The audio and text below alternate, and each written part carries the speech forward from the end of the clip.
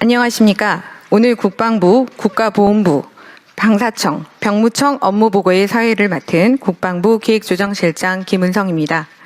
지금부터 국민에게 신뢰받는 첨단 강군, 특별한 희생, 특별한 보상이라는 주제로 국방부, 국가보훈부 업무보고를 시작하겠습니다. 먼저 대통령님의 모두 말씀이 있겠습니다. 네, 어려운 환경 속에서도 국가의 안전을 지키기 위해서 애쓰시는 우리 장병 여러분, 그리고 국방 공무원 여러분 감사드립니다. 잠시 우리 사회에 혼란이 있긴 했지만 그래도 군이 대체적으로 제자리를 잘 지켜주고 또 국가와 국민에 대한 충성 의무를 제대로 이행해줘서 오늘의 대한민국이 있다는 생각을 합니다. 혼란스러운 점들이 꽤 있긴 하지만 또 이런 과정도 더 나은 미래를 위한 토대가 될 수 있다는 생각으로 새로운 마음으로 또 새롭게 시작하면 좋겠다는 생각을 합니다. 국가 공동체가 존속하기 위해서 가장 중요한 것은 공동체 자체를 보존하는 것입니다. 그걸 보통 우리는 국가 안보 또 안보라고 하는데 이건 매우 중요한 사안이기도 하지만 또 한편으로는 너무 중요하고 너무 일상적이기 때문에 또 한편으로는 무감각해지기도 쉽습니다. 여러분이 하고 있는 일들이 얼마나 중요한가를 다시 한번 되새기면서 국민의 군대로서 대한민국이 전 세계에 정말 강력한 국가로 존속할 수 있도록 본연의 임무를 제대로 다 수행해 주기를 기대합니다. 그리고 오늘은 보훈부도 함께 하게 됐는데 그런 생각이 들어요. 대한민국 정부 수립 이래 많은 시간이 지났지만 우리가 과연 공동체를 지키기 위해서 특별한 희생을 치른 우리 구성원들 또는 그 후손들, 가족들에 대해서 상응하는 보상을 하고 있느냐라는 점을 되새겨 보면 실제로는 그러지 못하다는 결론에 이르게 됩니다. 모두를 위해서 공동체 자체를 위해서 희생 헌신한 것에 대해서 우리가 존중하고 예우하고 보상하지 않으면 또 앞으로 우리가 위난에 처했을 때 누가 앞에 나서겠습니까?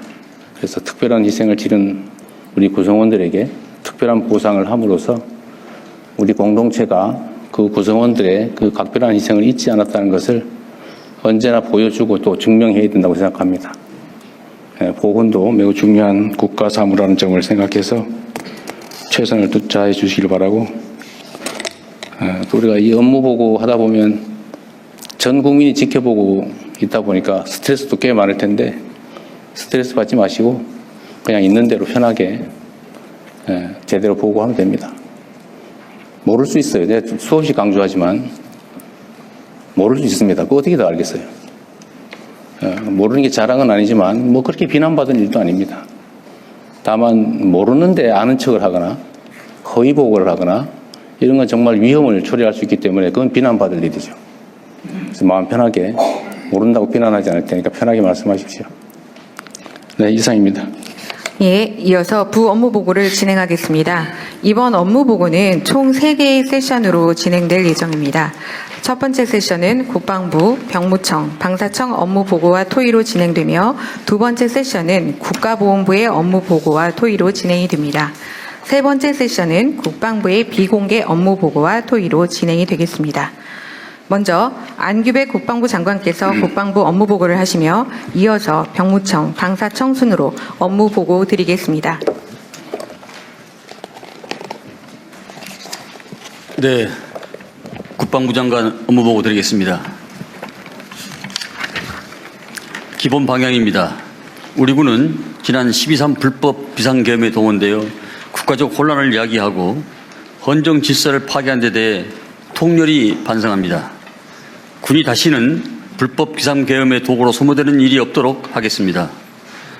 26년도는 국민으로부터 신뢰받는 국민군대 재건을 위하여 본연의 임무에 매진하는 가운데 전방위 국가방위태세를 확립하고 전시작전 통제권 회복, 국방개혁 등 국정과제와 핵심 현안에 있어서 확실한 성과를 달성할 수 있도록 모든 국방 역량을 결집하겠습니다. 국민의 군대를 위한 민주적 제도적 통제를 강화하기 위해 법령, 제도, 교육 체계를 정비하고 특히 119명으로 구성한 특별수사본부와 헌법존중 TF를 중심으로 강도 높은 조사와 수사를 함으로써 신속하게 계획의 성과를 달성하겠습니다.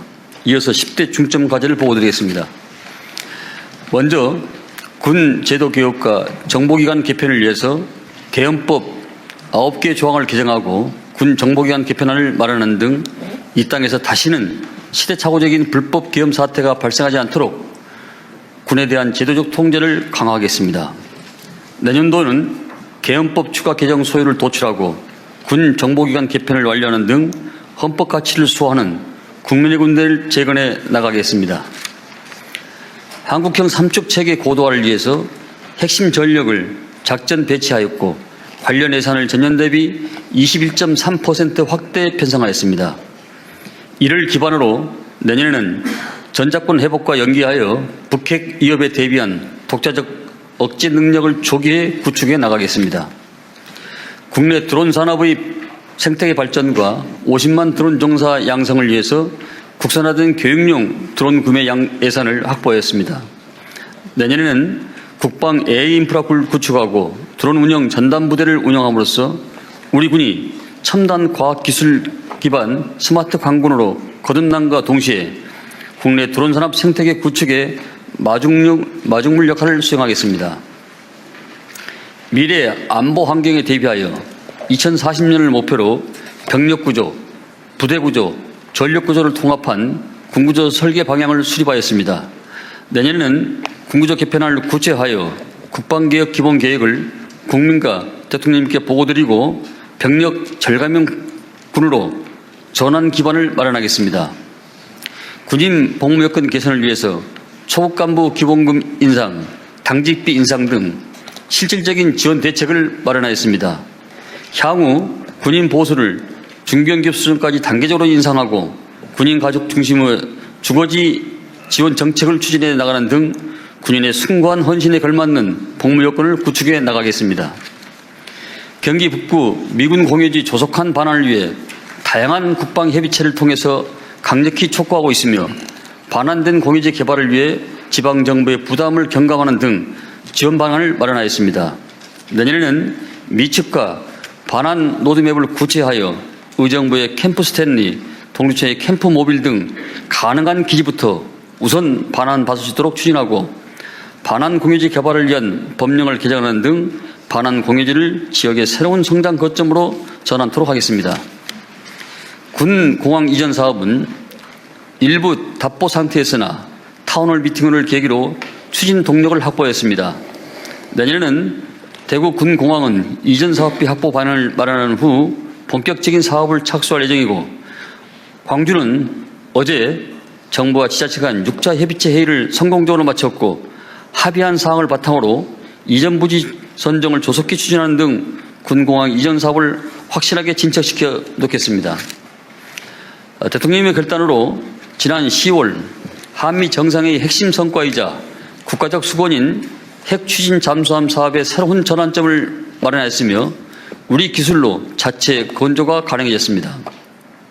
이를 이어받아 내년에는 상설 범정부 사업단을 구성하여 미측과 2년 내에 협상 완료를 목표로 사업을 추진함으로써 우리 군의 역사적 과업을 속도감 있게 추진하겠습니다. 우리 군은 2006년 전작권 전환에 합의한 이후 약 20여 년 동안 피땀 흘린 노력을 기울여 왔습니다. 그 결과 한미 국방당국은 지난 11월 SCM에서 전작권 전환을 위한 조건의 충족에 의미 있는 진전을 달성했다는 데 공감을 했습니다. 내년에는 4월까지 구체적인 로드맵을 완성하고 11월 SCM에서 FOC 검증을 완료함으로써 목전에 와 있는 전작권 회복을 가시화하겠습니다. 지난 6월 대북 확성기 방송 중지를 시작으로 비무장지대 위해 발굴 재개, 남북 군사회담 제안 등 남북 간 군사적 긴장을 완화하고 북한의 호응을 유도하기 위한 낮은 단계 조치들을 지속 추진해 왔습니다. 앞으로도 남북 간 신뢰 구축 수준과 군사적 영향을 종합적으로 평가하면서 9.19 군사합의를 선제적 단계적으로 복원하여 한반도 평화정책을 위한 정부의 노력을 실효적으로 뒷받침하겠습니다. 이어서 병무청장님의 보고가 있겠습니다. 병무청장 홍소영 업무보고 드리겠습니다. 청년들이 병역 이행 과정에서 겪는 신체 심리적 부담과 진로에 대한 불안은 개인의 문제를 넘어 국가가 함께 풀어야 할 문제입니다. 병무청은 병역이 청년들에게 건강을 지키고 미래를 준비하는 과정이 될 수 있도록 병역과 연계한 청년 건강과 진로 지원 정책을 추진하고 있습니다. 19세에 실시하는 병역 판정 검사는 58개 기본 검사를 통해 매년 600여 명이 미처 알지 못했던 질병을 발견하는 등 청년의 생애 첫 건강검진 역할을 수행하고 있습니다. 또한 병역 진로 설계 프로그램 운영은 개인의 적성과 진로를 연계한 병역 이행을 지원하고 있습니다. 26년 계획입니다. 청년 건강관리를 위한 정신건강 선별검사와 지원을 확대하고 입영 대상자에 대한 마약류 등 예방검사를 강화해 안전한 복무 환경을 만들겠습니다. 병역진로 설계 서비스 내실화를 통한 온라인 상담, 학군 합동 설명회 등 다양한 서비스로 청년들의 접근성을 높이고 상담 서비스 품질도 개선하겠습니다. 앞으로도 병무청은 국가 안보 기반을 굳건히 하고 청년의 미래 설계 동반자로 한 단계 더 발전하겠습니다. 이상입니다. 이어서 방위사업청장이 보고 드리겠습니다. 방위사업청장 보고 드리겠습니다. 방위사업청은 국정과제인 방산 4대 강국 실현을 위해 5대 중점 과제를 추진하겠습니다. 첫째, 첨단기술 선제개발, ADD 개편, 국가-국방 R&D 협력 확대 등 국방 R&D 혁신을 통해 기술 주권을 확보하여 체계 조립형 방산 국가에서 기술 완성형 방산 국가로 전환하겠습니다. 둘째, 전략 소재 부품 국산화, 의무 사용, 비축 확대를 통해 탄탄한 공급망과 소재 부품 국산화 기반을 구축하겠습니다. 셋째, 중소기업의 글로벌 공급망 진입 지원, 방산혁신 전문기업 지정 등을 통해 중소벤처기업을 전 주기에 걸쳐 집중 육성하겠습니다. 넷째, 대기업 수출 성과를 중소기업 지원에 재투자하게 하고 중소기업 부품 광급 조달 등을 통해 동반 성장 및 공정 상생 생태계를 만들겠습니다. 다섯째, 국가 정책 역량을 총집결하여 잠수함 등 대형 사업 수주를 이뤄내고 가치사슬 협력 모델 구축을 통해 K방산 글로벌 수출 협력 기반을 강화하겠습니다. 끝으로 방산 4강 실현이 비상한 목표인 만큼 개혁의 기조도 비상해야 한다고 생각합니다. 우선 획득 제도는 소요, 사업관리, 시험평가에 이르기까지 전 주기에 걸쳐 신속하고 유연하며 산업적 관점을 포섭할 수 있게 개혁해야 합니다. 국방 R&D 개혁은 수행 주체 간의 편익을 추구하는 담합 구조를 개선하여야 ADD 본연의 사명인 첨단, 비익 사업 집중이 가능합니다. 더불어 대통령님께서 말씀하신 방위산업은 첨단 국가 전략 산업이라는 패러다임에 맞는 행정 거버넌스 개편이 필요합니다. 다만 청을 방위산업청으로 개칭한 후 산업통상부 소속으로 변경하는 것은 소요군과의 관계 정립을 어렵게 하는 만큼 대통령님께 국무총리 산하 가칭 국가방위자원 산업처 신설을 건의드립니다. 이어서 토의 시간을 갖도록 하겠습니다. 국방부는 비공개 논의 사항들이 있다는 거죠? 네, 그렇습니다. 그러면은 국가보훈부를 마저 말씀을 듣고 국가보훈부 사안을 먼저 얘기한 다음에 그 다음에 국방부 사안 얘기를 하도록 할까요? 네. 그럼 바로 시작하시죠. 네, 보훈부 장관께서 국가보훈부 업무 계획을 보고 드리겠습니다. 국가보훈부 보고 드리겠습니다. 국가 공동체를 위한 희생과 헌신에는 합당한 보상과 예우가 있어야 된다. 이재명 대통령께서 여러 행사에서 언급하셨던 보훈의 기본입니다. 서두에 대통령께서 말씀하셨듯이 보훈 현장에 나가보면 많은 분들이 미흡하다, 사각지대가 많다 이런 이야기를 합니다. 따라서 2026년 우리 보훈 정책은 두껍게 넓게 하되 사각지대를 없애기 위해서 보훈의 범위를 넓히는데 초점을 두겠습니다. 이 보훈, 국가보훈은 독립 분야, 호국 분야, 민주 분야, 그리고 의료와 외교 분야 5가지로 대별해서 설명을 드리겠습니다. 독립운동하면 3대가 망한다. 마찬가지로 대통령께서 여러 번 언급하셨습니다. 독립유공자법을 개정해서 1, 2, 3대가 아무 보상을 못 받았더라도 최초로 보상을 받는 그대부터 최소 2대까지는 보상을 받을 수 있도록 법을 개정하겠습니다. 여야가 이견이 없기 때문에 내년 초에는 아마 통과될 것 같고, 이렇게 되었을 때는 새로 2,600여 명이 혜택을 보게 됩니다. 예산은 약 590억 원 소요됩니다. 이때 혜택을 보는 분은 4대, 5대에 해당되는 분들이 많습니다.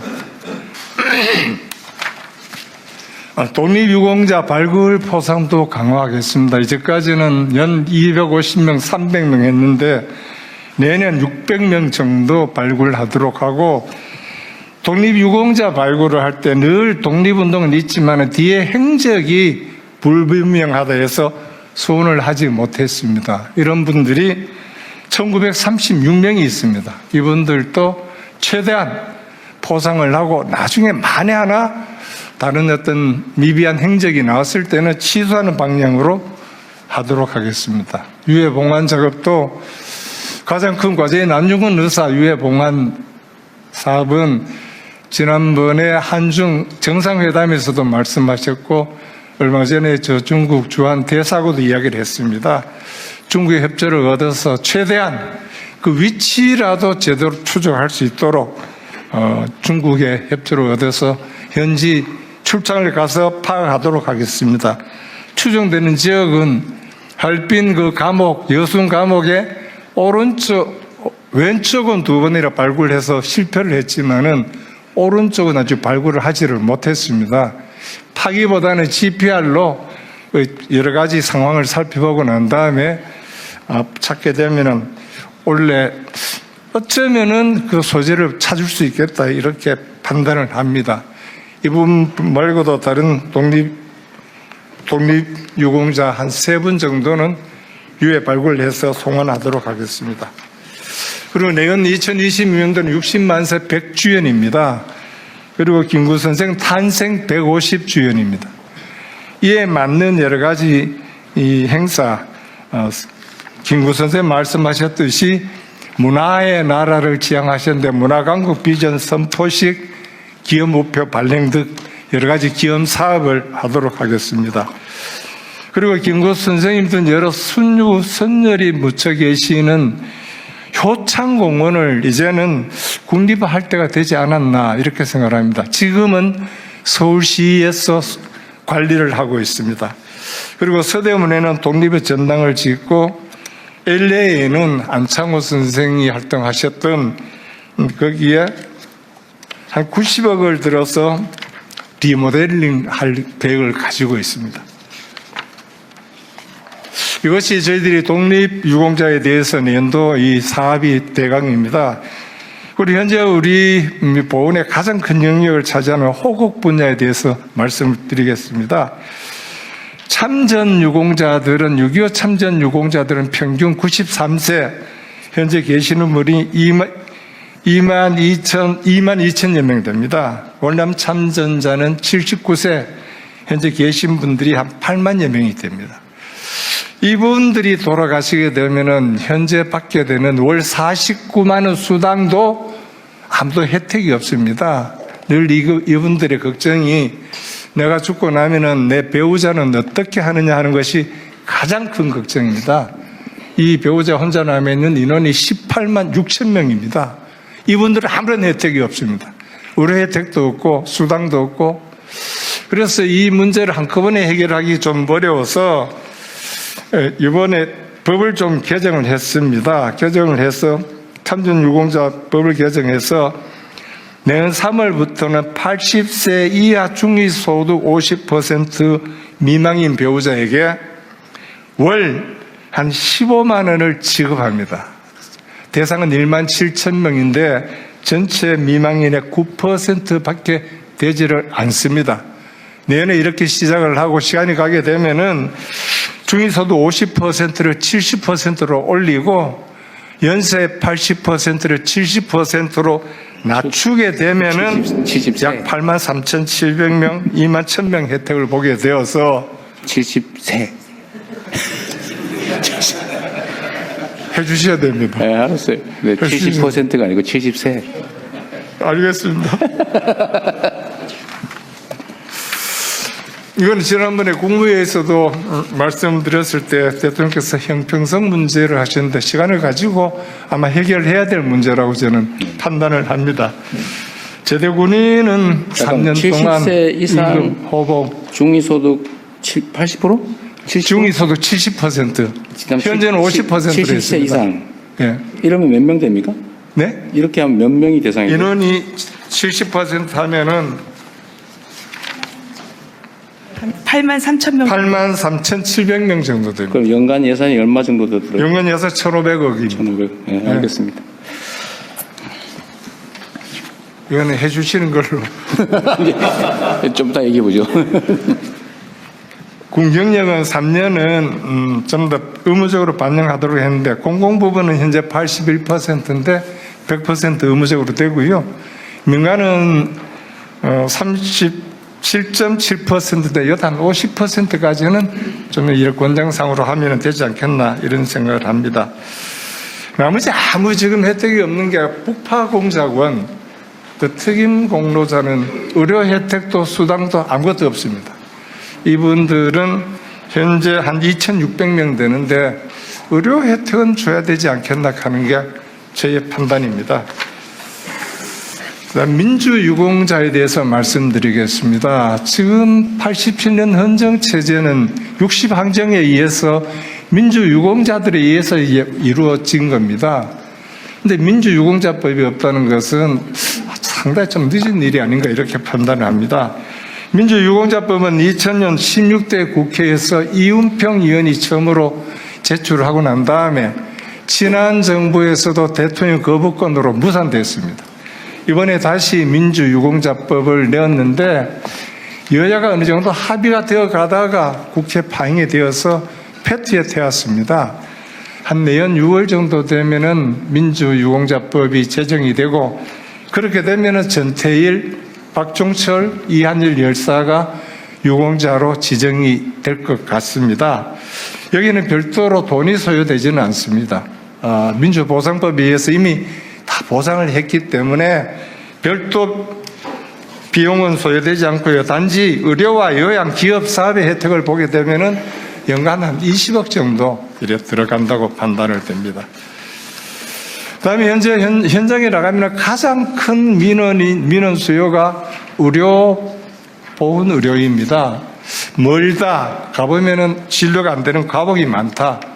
이게 굉장히 많습니다. 이걸 해소하기 위해서 이 점은 대통령께서도 여러 군데서 강조를 하셨습니다. 해결하기 위해서 해마다 위탁병원 200개 늘려서 2030년 되면은 위탁병원 한 2,000개로, 현재는 1,005개입니다. 2,000개로 늘리고, 그 다음에 보훈병원이 없는 강원도, 제주도에는 준보훈병원을 설치하게 되면은 어느 정도까지는 의료에 대한 수요를 충당하지 않겠나 이렇게 판단을 합니다.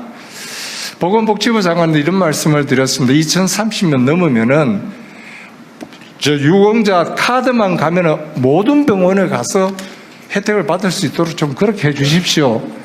그랬을 때 조금 예산 수요에 대해서 고민을 해보자는 이야기를 했습니다. 가장 좋기는 그 유공자 카드만 가지고 어느 병원에 가도 혜택을 받을 수 있도록 하는 게 제일 좋다 이런 말씀을 드립니다. 마지막으로 보훈외교에 대해서 말씀을 드리겠습니다. 이제까지 보훈외교는 6.25 참전국 16개국, 의료지원국 6개국, 22개국에 체중되었고 그 순서도 파병 군인 순서에도로 이 보훈외교에 중점을 뒀습니다. 그러나 이제는 현재 교역량, 파병 외교 순서대로 하면 미, 영, 캐, 티르키, 호주인데 현재 교역약 중심으로 하게 되면은 미국, 호주, 독일, 인도, 캐나다 순서가 이렇게 됩니다. 어차피 보훈외교도 우리 경제 외교의 한 축으로서 거기에 도움을 주기 위해서 한다고 했을 때 이 중점을 이런 순서를 좀 바꾸면 좋지 않겠나 이런 말씀을 드립니다. MOU 체결되어 있는 데는 콜롬비아, 필리핀, 태국, 티르키에 이렇게 되어 있고요. 마지막으로는 세계 상위 군인 체육대회 2029년 인빅터스 게임을 유치하려고 합니다. 29년도 대전에서 유치를 하려고 하는데 6개국이 신청을 해서 현재 3개국으로 좁혀졌습니다. 한국, 미국, 덴마크. 내년 6월에 결정이 되는데 유치하기 위해서 최선을 다하겠습니다. 대통령께서도 해외 순방 중에 혹시 이 점에 대해서 관심을 많이 표명해 주시면 저희들 유치하는 데 도움이 되지 않겠나 이런 생각을 합니다. 마지막으로 지난 제주 4.3 관련 진화 책임자에게 국가보훈부에서 이 국가유공자 증서가 발급이 되었습니다. 이것으로 인해서 제주 4.3 희생자, 유족, 도민, 전 국민에 대해서 조금 큰 분노를 안겨주셨는데 이 자리를 빌어서 송구스럽게 생각을 합니다. 결자 해지로 국가보훈부에서 책임지고 절차에 따라서 처리하겠다는 말씀을 드립니다. 이상으로 국가보훈부는 특별한 희생에 특별한 보상을 실현하기 위해서 최선을 다하겠다는 말씀으로 보고를 마치겠습니다. 감사합니다. 네. 다음은 보고 내용에 대한 토의가 있겠습니다. 네. 보훈부 얘기부터 먼저 좀 하고 하겠습니다. 일단 마지막 부분에 그 제주 4.3 뭐더라? 박진경. 네. 얘기 들어보니까 그분이 49년에 부하에게 사살당했다고 하는데, 네. 그 진짜인지 모르겠는데 그분이 49년에 제주도에 사살 48년입니다. 48년? 6월. 네. 근데 6.25 때 무슨 유공자로 해가지고 훈포장을 받았다는 얘기가 있던데 그게 사실인가요? 6.25 때 1950년 12월 30일 날 정군 한 22,750명 훈장을 같이 줬습니다. 아니, 여하튼간에 네, 그때 받았습니다. 이분이 이제 48년에 48년에 사망했는데 6.25 참전 유공자로 훈장을 받았다는 게 팩트예요? 하여튼 그 공적 내용은 저희들이 못 찾았습니다. 그러나 어쨌든 단지 받은 날짜는 1950년 12월 30일입니다. 네, 30일인데 그 내용 구체적인 공적 조서는 없더라도 예. 6.25 전쟁 때 참전해서 공을 세운 걸로 포상받은 거는 맞아요? 그 공적 조서를 못 찾아봤기 때문에 그걸 확인을 못했습니다. 확인을 못했어요? 예. 대통령 국방부 차관입니다. 말씀 해보세요. 정확한 내용은 남아있지는 않지만 6.25라는 것은 아니고 국가안전보장과 전몰 장병에 대한 그 훈장으로 6.25로 특정된 건 아니다. 그렇습니다. 특정되어 있지는 않습니다. 알겠습니다. 그래서 논리적으로는 뭐 불가능한 건 아니네요. 근데 이게 한 번이 아니고 2번인가 더 된다던데? 네, 52년도 한 번 더 또 있어요. 받았습니다. 그때는 무슨 유공으로? 마찬가지 공적 사항이 특정되어 있지는 않습니다. 안전보장이란 그냥 국가안전보장. 있습니다. 예. 네, 어쨌든 잘 처리되면 좋겠어요. 그 제주 4.3 유족들 입장에서는 매우 붕괴하고 있는 것 같아요. 그냥 방법을 찾아보기로 하고요. 이게 보훈 외교 분야에 참전국과의 실질 협력이 필요한데 저도 다녀보니까 그러긴 하더라고요. 예를 들면 뭐 에티오피아나 이런 데는 엄청나게 지금 살기 어려운 상황인데 어쨌든 6.25 때 참전해서 많은 사람이 죽고 다치고 그랬던 걸 보면 우리도 뭔가 좀 보훈을 해야 되지 않을까 하는 생각이 들긴 하던데요. 그런데 이게 참전 군인으로 하면 숫자가 너무 많아서 지금 미군 같은 경우는 뭐 300~400만 명 된다는 거 아니에요? 교대를 했기 때문에. 네네. 그래서 일단 사망자들, 전사자들 유족이나 이런 쪽을 먼저 좀 챙겨보면 좋겠다는 생각이 들긴 했습니다. 좀 찾아서 뭐 할 수 있는 게 있으면 좀 했으면 좋겠다는 거고요. 아까 말씀하신 것 중에 보훈 의료 체계 중에 지금 이제 가까이 보훈병원이 있으면 보훈병원에 가서 치료를 받을 수가 있는데 내가 그 대상자가 하필이면 보건병원이 없는 지역에 살면 민간병원을 가면 혜택이 없다. 지금 그 말이잖아요. 네, 그렇습니다. 그러다 서울 보건병원까지 올 수는 없고. 네. 그래서 민간병원들도 보건 치료를 할 수 있게 해주자.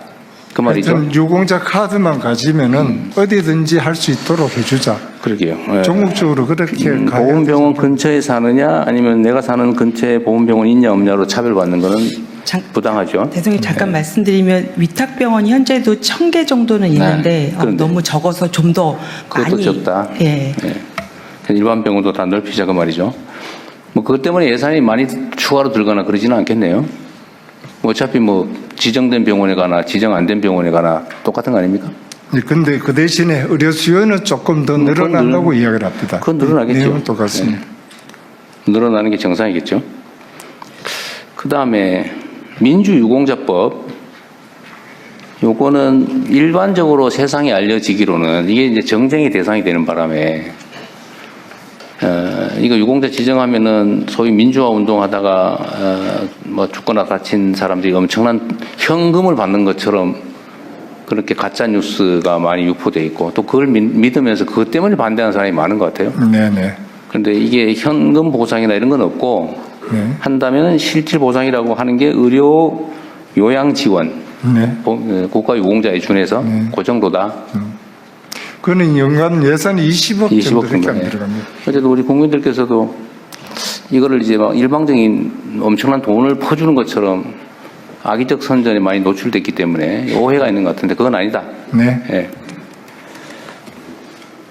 그럼 빨리 해야 되겠네요. 현재 국힘에서도 일단 패턴을 태어났지만은 그렇게 반대를 하질 않습니다. 이 문제에 대해서는 국힘 원하는 조항을 다 빼줬기 때문에 그렇게 반대는 안 근데 합니다. 그 장관님 국힘 그러면 싫어하던데 국민의힘.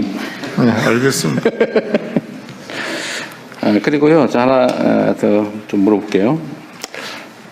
지금 생계지원금, 참전 유공자 배우자들의 생계지원금 얘기를 하셨는데, 이걸 점진적으로 늘려가는 건 맞는 것 같고요. 예를 들면 국가 재정 역량도 많이 개선될 테니까 늘려가는 건 좋은데, 제가 하나 그냥, 저는 언제나 반대로 좀 생각해보는 습관이 있어서 그런데, 어떤 사람이 사망 직전에 그 어떤 사람한테 넘어가가지고 본인 신고하고 다음날 돌아가시고 이러면 어떡합니까? 그래도 하는 걸로? 그래도 줘야 됩니다. 알겠습니다. 그래도 그렇게 하더라도 하자. 노인네들이 연세 드신 노인네들이 조금은 더 이 요양에 조금 도움을 받을 수 있는 그런 분위기도 있을 겁니다. 아마. 근데 이제 악용하는 사례들이 혹시 있을지는 한번 뭐든지 제도를 설계할 때는 뭐 거의 없겠지만 어쨌든 악용하는 사례가 발생하면 제도 자체에 대한 불신이 생기기 때문에 어떤 고민은 조금은 해주시기 바라고요. 그 효창공원 있지 않습니까? 네, 효창 그 공원 앞에 효창 운동장 있죠. 있습니다. 이게 원래 사실은 효창 공원 앞에 나중에 운동장 만든 거죠. 네. 공원을 이게 처음에 운동장이 먼저 있었을 겁니다. 먼저 있었어요? 어떤 게 먼저 있었을까요? 운동장이 먼저냐, 묘역이 먼저냐? 네, 본문화 적재. 최초에 이제 묘역이 온 거는 이제 윤봉길 의사하고 백정기 의사 324 묘역을 김구 선생님께서 생존에 46년도에 일본에서 봉안해서 묘역이 먼저 생겼습니다. 뭐 묘역이 먼저 생겼고, 어쨌든 그게 이제 일종의 공원 지역이었는데 거기다 운동장을 지은 거죠. 네, 맞습니다. 운동장이 나중입니다. 저도 여기 자주 가봤는데, 야, 저거 공원을 철거하고, 운동장을 철거하고 공원을 만들면 좋겠다 그랬더니 그 동네 주민들이 절대로 안 된다 그런다고 그러더라고요. 근데 이런 예를 들어 민원의 문제는 적당한 다른 대체 방안을 강구를 하고 네. 할 수 있는데 만약에 이 효창 운동장을 철거해서 공원으로 복구를 하고 거기 주민들이 또 뭐 사용하면 되니까 그렇게 할 경우에 돈이 얼마나 들까요? 이 효창 운동장 소유자가 누구예요? 그것까지 추산을 안 해봤습니다. 총 사업비가- 소유자는 서울시입니다. 1700 그때 98억이 들어서 그 효창 공원은 좀 내비두고 그 이외의 지역을 국립묘지화하는 방법들을 검토해보라는 이야기도 있었습니다. 네, 그러니까 그거 빼는데 근데 운동장까지 포함시키면 추가 비용이 얼마나 더 들까? 총 사업비가 그때 1798억이었어요. 운동장까지 포함해서? 네, 네. 운동장 소유자가 누구예요? 공원 소유자는 누구입니까? 공원 소유자는 서울시입니다. 서울시. 네. 그래서 서울시하고 그때가 이제 중단이 됐는데 2022년도까지 작업을 해서 여론 수렴도 하고 해서 국가와 서울시가 5대5로 부담을 해서 한번 진행을 해보자. 그때 비용이 지금 차관 얘기하신 대로 한 1,700. 그러니까 운동장 빼고 아니 운동장 포함했습니다. 포함했어요? 예. 운동장 소유자도 서울시인가 보군요. 이 소유는 서울시고 이제 관리는 이제 대한축구협회에서 아니, 그야 받는 관리야 맡긴 거니까. 네네. 예, 소유자. 서울시 맞습니다. 근데 문제는 주민들의 이제 민원이겠네요.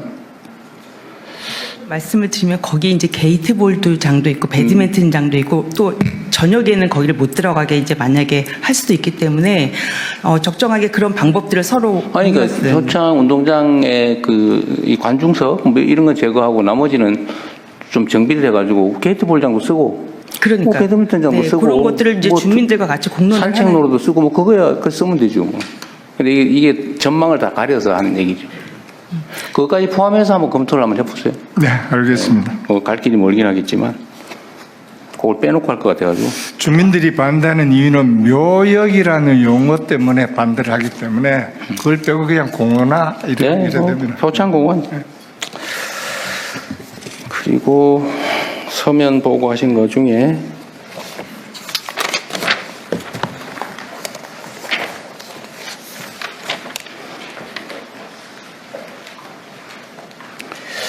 친일재산관리, 친일재산기속법을 다시 제정하자.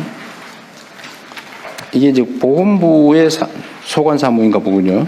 이 소관은 행안부 소관인데요. 저희 보건부가 많이 관여를 아, 합니다. 그래요? 예. 이것도 좀 법무부 소관입니다. 예. 죄송합니다. 법무부 소관입니다. 이것도 좀 속도감 있게 진행하면 좋겠네요. 유해 발굴 송화는 중국하고 협의가 중요한데 예, 맞습니다. 조만간 중국하고 아마 다시 만나게 될 가능성이 있으니까 이것도 아마 관리하고 있긴 할 텐데 중국 측하고 사전 정상회담 의제로 논의를 좀 미리 하라고 해주시고 비서실에 좀 챙겨주십시오. 네.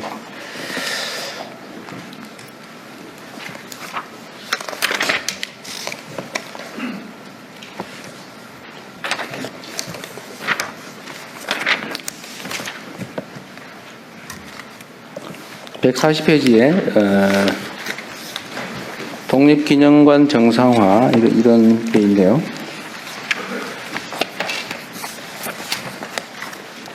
독립기념관도 오늘 여기 보고 기관인가요?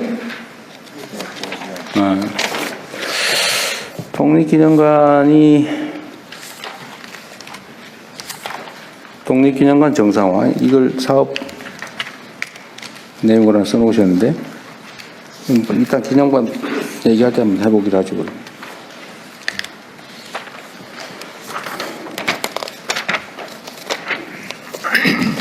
네, 뭐 우리 보건부는 우리 장관 이하 우리 보건부 공직자 여러분들이 너무 열심히 잘해주고 계셔서 아주 다행스럽습니다. 보훈복지의료공단은 뭐 특별한 의제는 없는 것 같고요. 어쨌든 요건 좀 보훈병원을 관리하는 곳이 저희가? 예, 이사장입니다. 주로 보훈병원, 보훈요양원 등을 관리하고 어디 있습니다. 계세요? 여기 있습니다. 아, 예. 예, 대통령이 말씀하신 것처럼 보훈병원, 보훈요양원을 관리하고 있습니다. 네. 총 몇 개 있다고요? 특광역시에 6개 보훈병원과 8개 요양원 등을 관리하고 있습니다. 여기가 지금 구성원이 7,400명이나 되네요. 여기는 정원은 7,253명인데 현원이 7,470명인데 220명이나 많은 이유는 뭘까요? 저희가 이제 코로나19를 거치고 지난해 전공의 사태 때 저희들 이제 전공의 분들이 빠지면서 진료 지원 간호사 분들을 많이 충원을 했습니다. 그리고 저희들 보건직들이 이제 그 복지부 시범 사업을 추진하면서 일부 네. 충원한 바 있습니다. 그러면 일시적 요인에서 늘린 건가요? 아니면 또 뭐 영구적으로 늘릴 지금은 건가요? 일시적 요인입니다. 아, 그러면 뭐 줄든지 하겠네요, 그러면. 영구적으로, 상시적으로 필요하면 정원 규정을 바꾸든지 해야 될 텐데. 예, 기획재정부와 협의하도록 하겠습니다. 아니, 뭐 늘리는 걸로 확정하라는 게 아니고. 말을 못 하겠더라고요. 하여튼 잘 평가 판단해가지고 이게 일시적 요인이면 뭐 자연 감소를 하든지 뭐 할 테고, 만약에 상시 수요가 실제로 늘어났으면 정원 규정을 고쳐야 되지 않을까 하는 그런 생각이 듭니다. 예, 잘 알겠습니다. 네.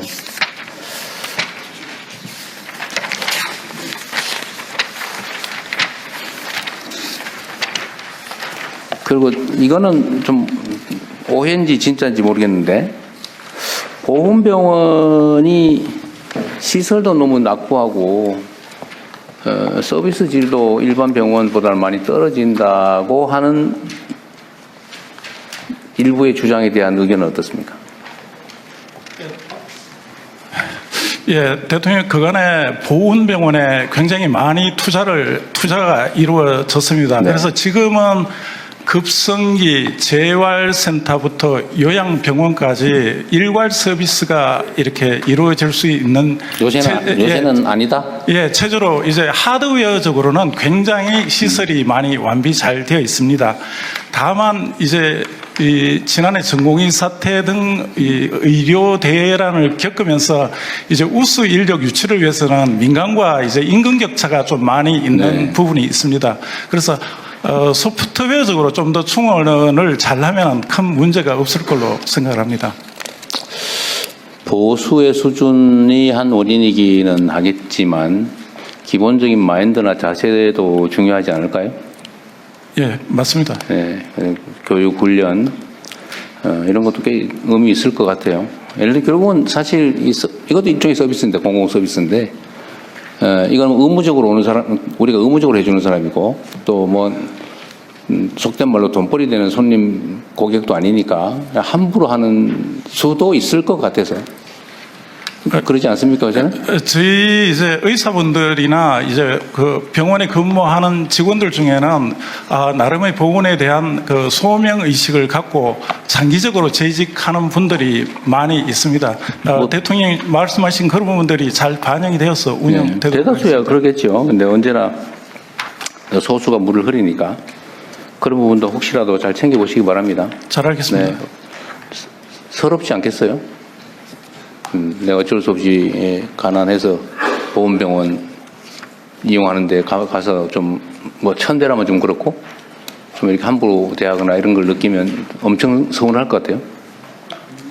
예, 저희들 이용하시는 분들이 상위군경 등 이제 신체적으로 불편하신 분들이 많습니다.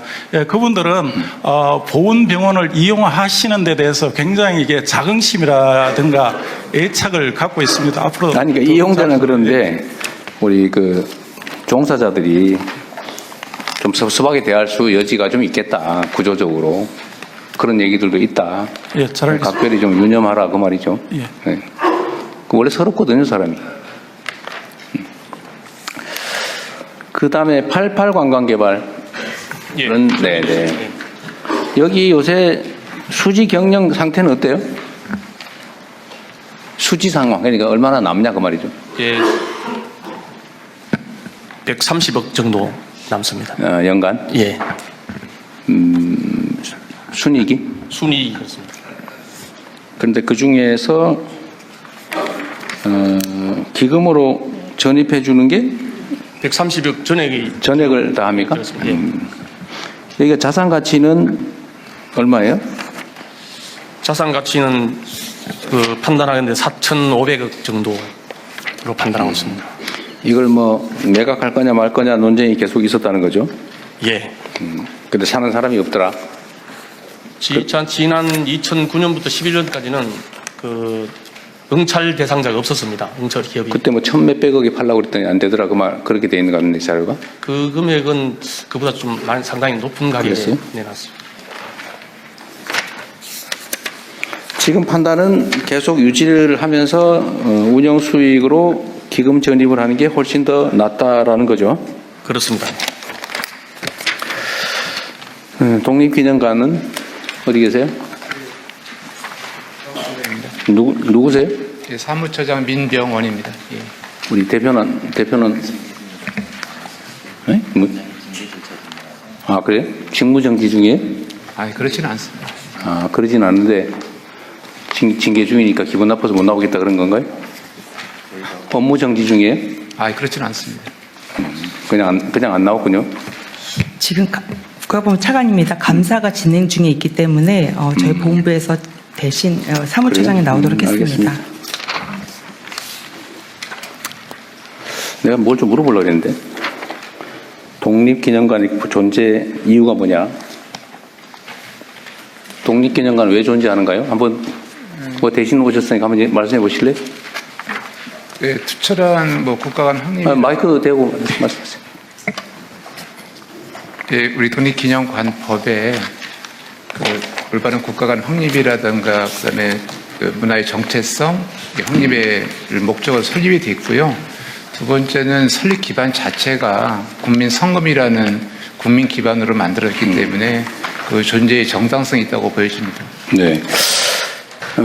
하여튼 제가 하나 말씀을 드리고 싶은 거는 여기 독립기념관법 1조 설립 목적 이런 게 써놨네요. 184페이지에 독립정신 본질에 집중하는 기념관이 되겠다. 그리고 제가 그래서 독립기념관법 1조를 한번 찾아봤는데 아주 길게 써져 있긴 하던데 민족의 자주와 독립을 지켜온 우리 민족의 국난 극복사를 조사하고 연구하고 전시한다. 그렇게 돼 있어요.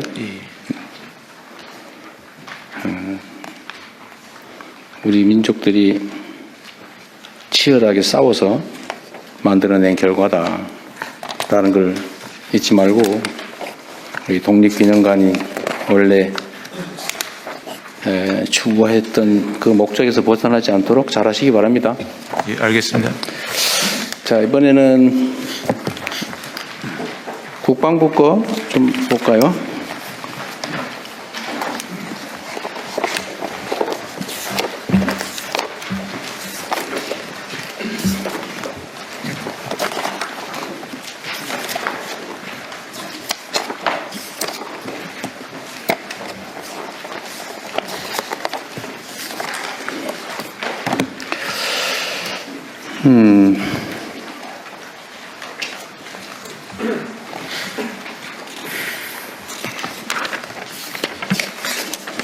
준비를 아주 꼼꼼하게 잘 하셔가지고 특별히 지적할 건 없는데 자 7페이지 한번 볼까요? 7페이지에 준사군 체제로 해병대 개편이라고 하는 과제가 있네요. 준사군 체제라고 하면 어쨌든 이거를 개념을 설정을 하는데 다양하더라고요 보니까. 우리 해병대 사령관 있어요? 예, 대통령 해병대 사령관. 해병대 제대자뿐만 아니라 해병대의 일종의 염원이라면 좀 그렇고 어쨌든 소망사항 중에 하나가 사군 체제로 가자 아니면 준사군이라도 하자 뭐 그런 거 있잖아요. 예. 핵심 요구 내용이 뭐예요? 소위 준사군 체제로 하려면 핵심적으로 뭐가 필요합니까? 먼저 국군조직법의 해병대 상륙작전 외에 신속 대응작전, 국가전략도서방위 이러한 임무들을 명시하는 것이 이제 첫 번째입니다. 그리고 두 번째는 해병대의 가장 큰 비정상 중에 하나라고 생각하는 모든 현역미 예비역이 1973년도에 해병대가 해체되면서 육군 내 1사단, 2사단의 작전 통제가 넘어갔던 문제. 이런 것들이 52년 동안 해병대 사령부가 재창설이 됐음에도 불구하고 그게 아직까지 남아있다는 자, 겁니다. 1사단, 1사단, 2사단에 대한 평시 작전 지휘권을 해병대 사령관에게 돌려주라. 예, 그렇습니다. 여기에 대한 국방부 입장은 뭐예요?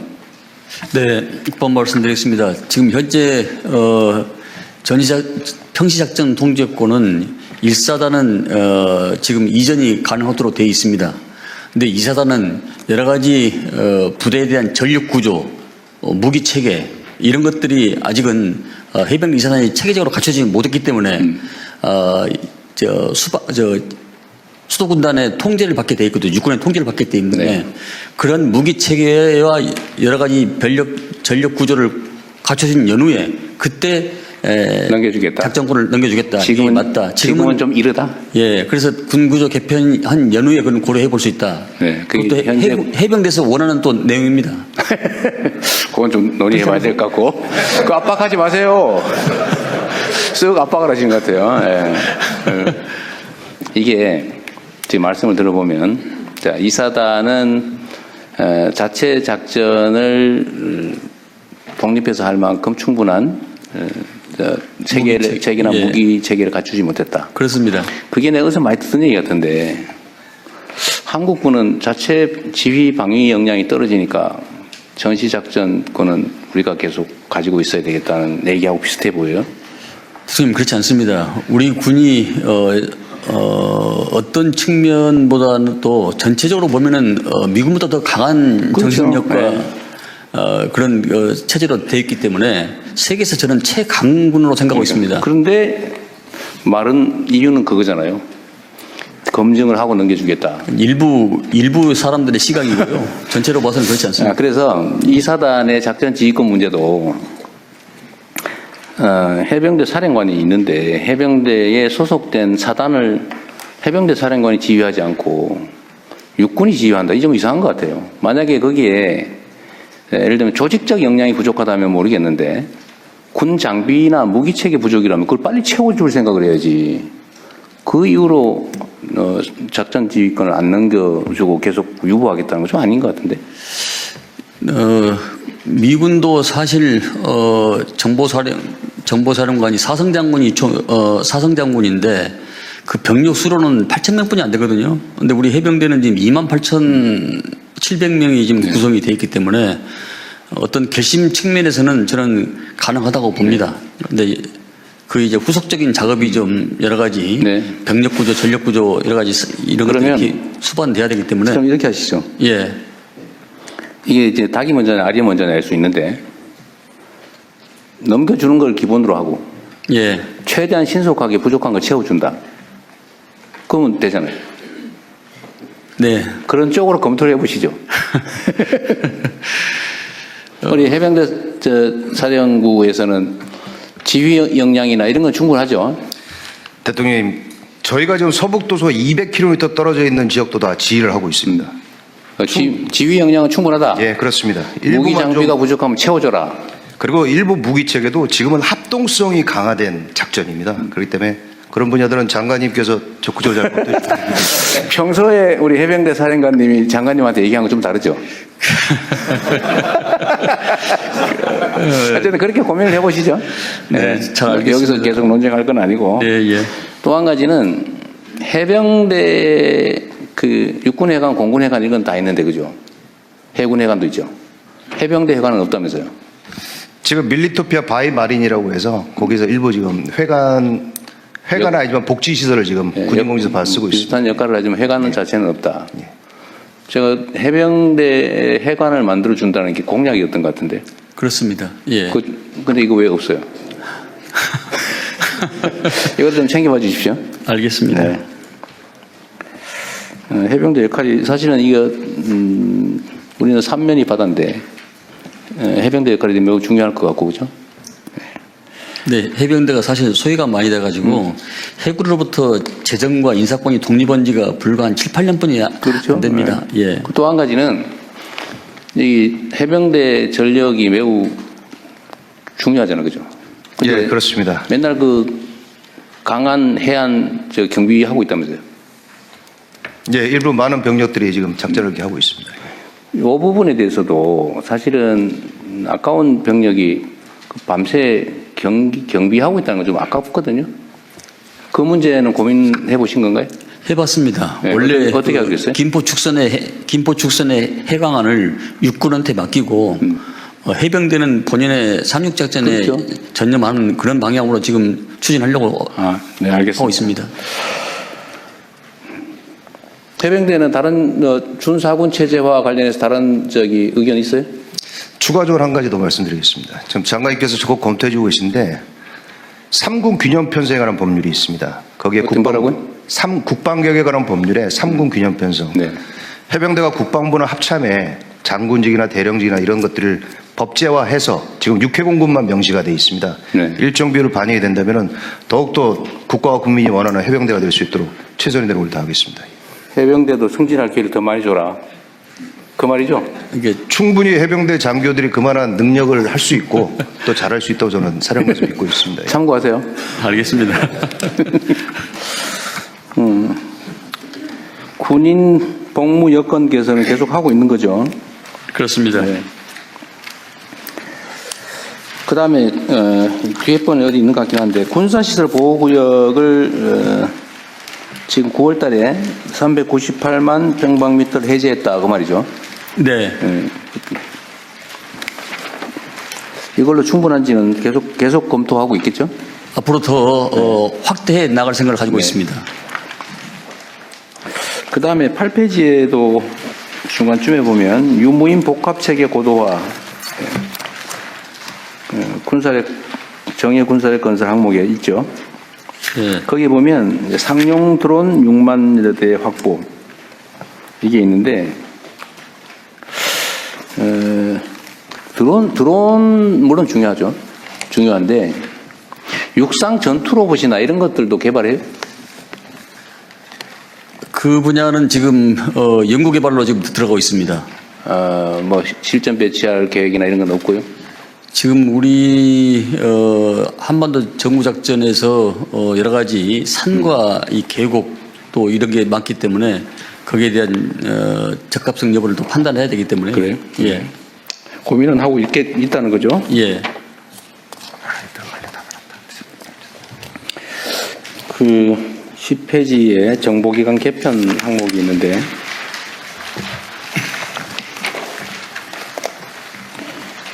정보기관 개편은 방첩사에 관한 얘기죠. 방첩사와 정보본부입니다. 정보본부. 예, 같이. 요건 나중에 비공개 회의 때 좀 얘기를 해보죠. 네, 알겠습니다. 네. 이제 뭔가 조치를 하긴 해죠. 네.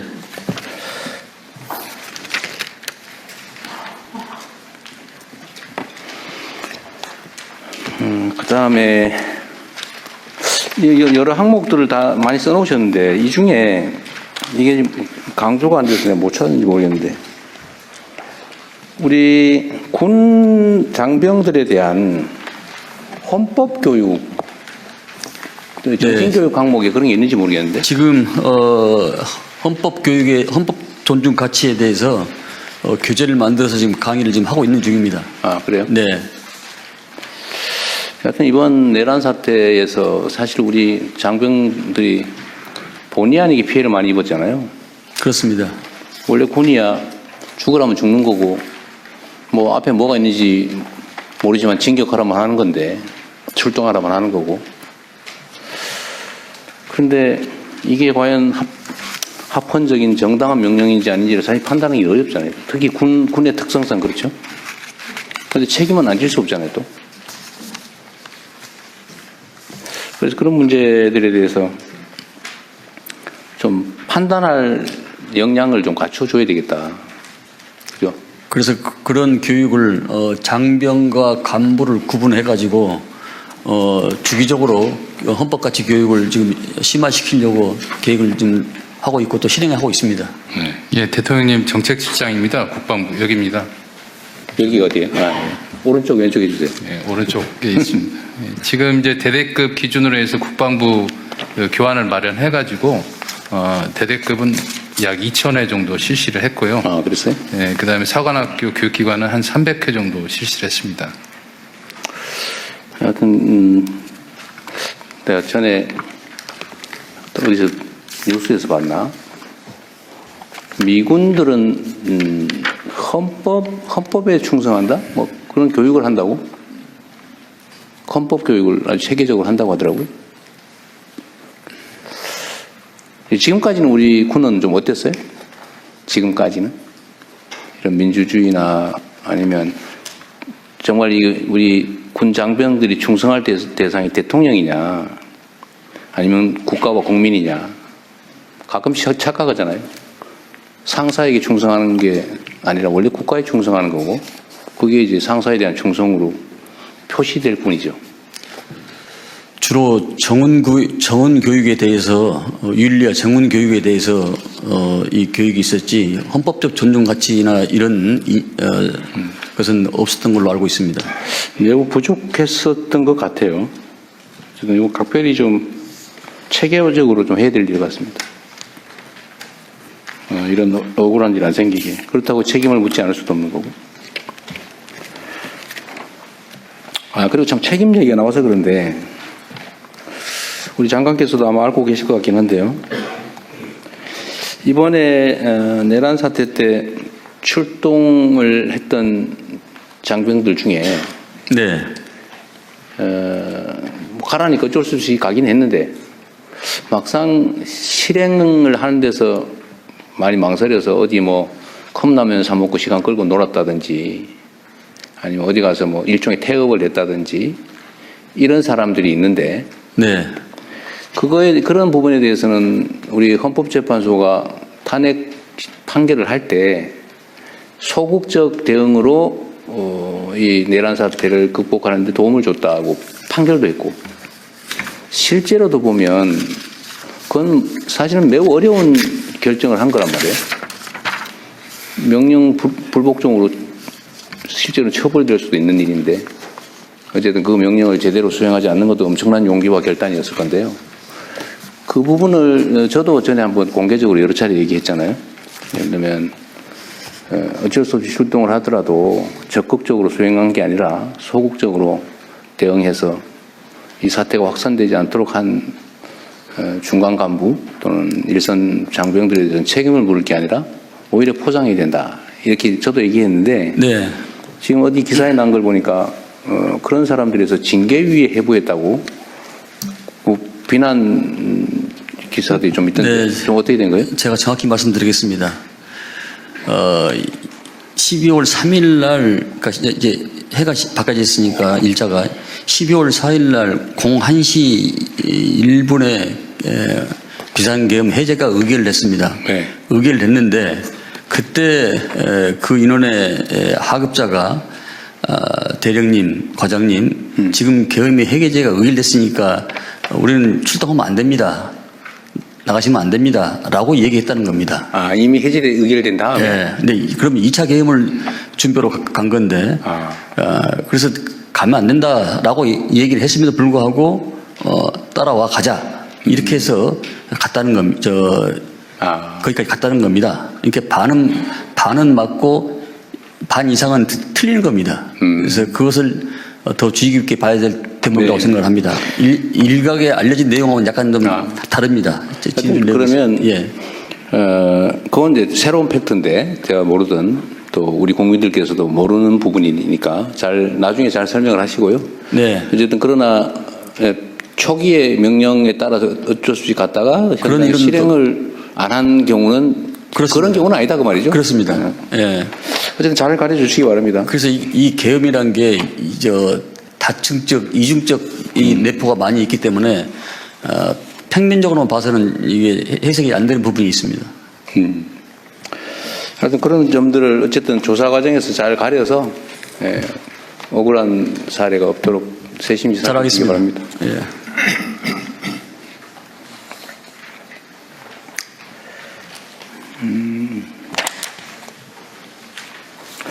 그 다음에 이따가 방사청 볼 때도 얘기할 수도 있긴 한데, 일단 이 점은 좀 신경을 좀 써주세요. 그 12페이지에 스마트 강군 육성, 첨단 과학기술 기반 스마트 강군 육성 부분과 관련된 건데, 우리가 이제 방위산업을 대대적으로 육성을 하자. 이제 이거는 우리 경제적인 요인도 있지만 어쨌든 국가 국방력과 관계된 것이기 때문에 매우 중요하지 않습니까? 그래서 방위산업 분야의 연구개발뿐만 아니라 무기 조달 체계 등등에서 엄청난 구매 요소가 있는데, 네.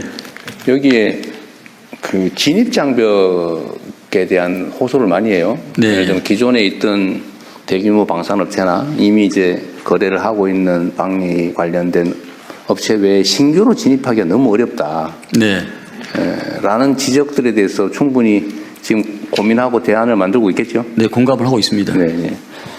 그리고 앞으로는 아마 뭐 전투기 저 장갑차, 탱크, 뭐 자주포 뭐 이런 대형 무기 체계 말고 네. 이제는 기술 기반의 첨단 무기, 소형 무기들이 많이 나올 거 아니에요. 그렇습니다. 이런 거는 사실 기존에 있던 대형 방산업체들이 쉽게 할 수 있는 영역은 아닌 것 같아요. 네, 그래서 대통령님 지난번에 말씀을 저희들한테 했다시피 이게 광급 제도를 좀 더 제도적으로 확대를 시키면은 그 진입 장벽이 더 낮아집니다. 그건 의무적으로 해야 되기 때문에 대기업에서 그래서 이것을 제도적으로 좀 정착시켜 나가려고 하고 있습니다. 네, 그것도 좋은 생각이네요. 네, 자재, 그러니까 중간재를 조달 구매를 해서 제공을 하거나 아니면 아예 구매를 의무적으로 조건으로 그렇습니다. 만들어서.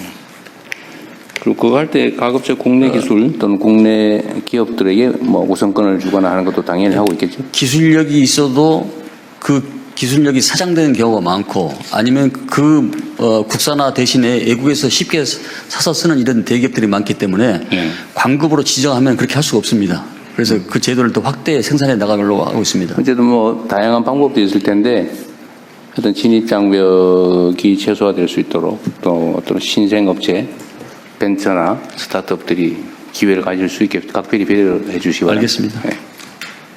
어쨌든 우리나라는 이제는 고용보다는 창업이 더 중요한 나라로 변화돼 가고 있기 때문에 그런 기회를 많이 줘야죠. 네. 네.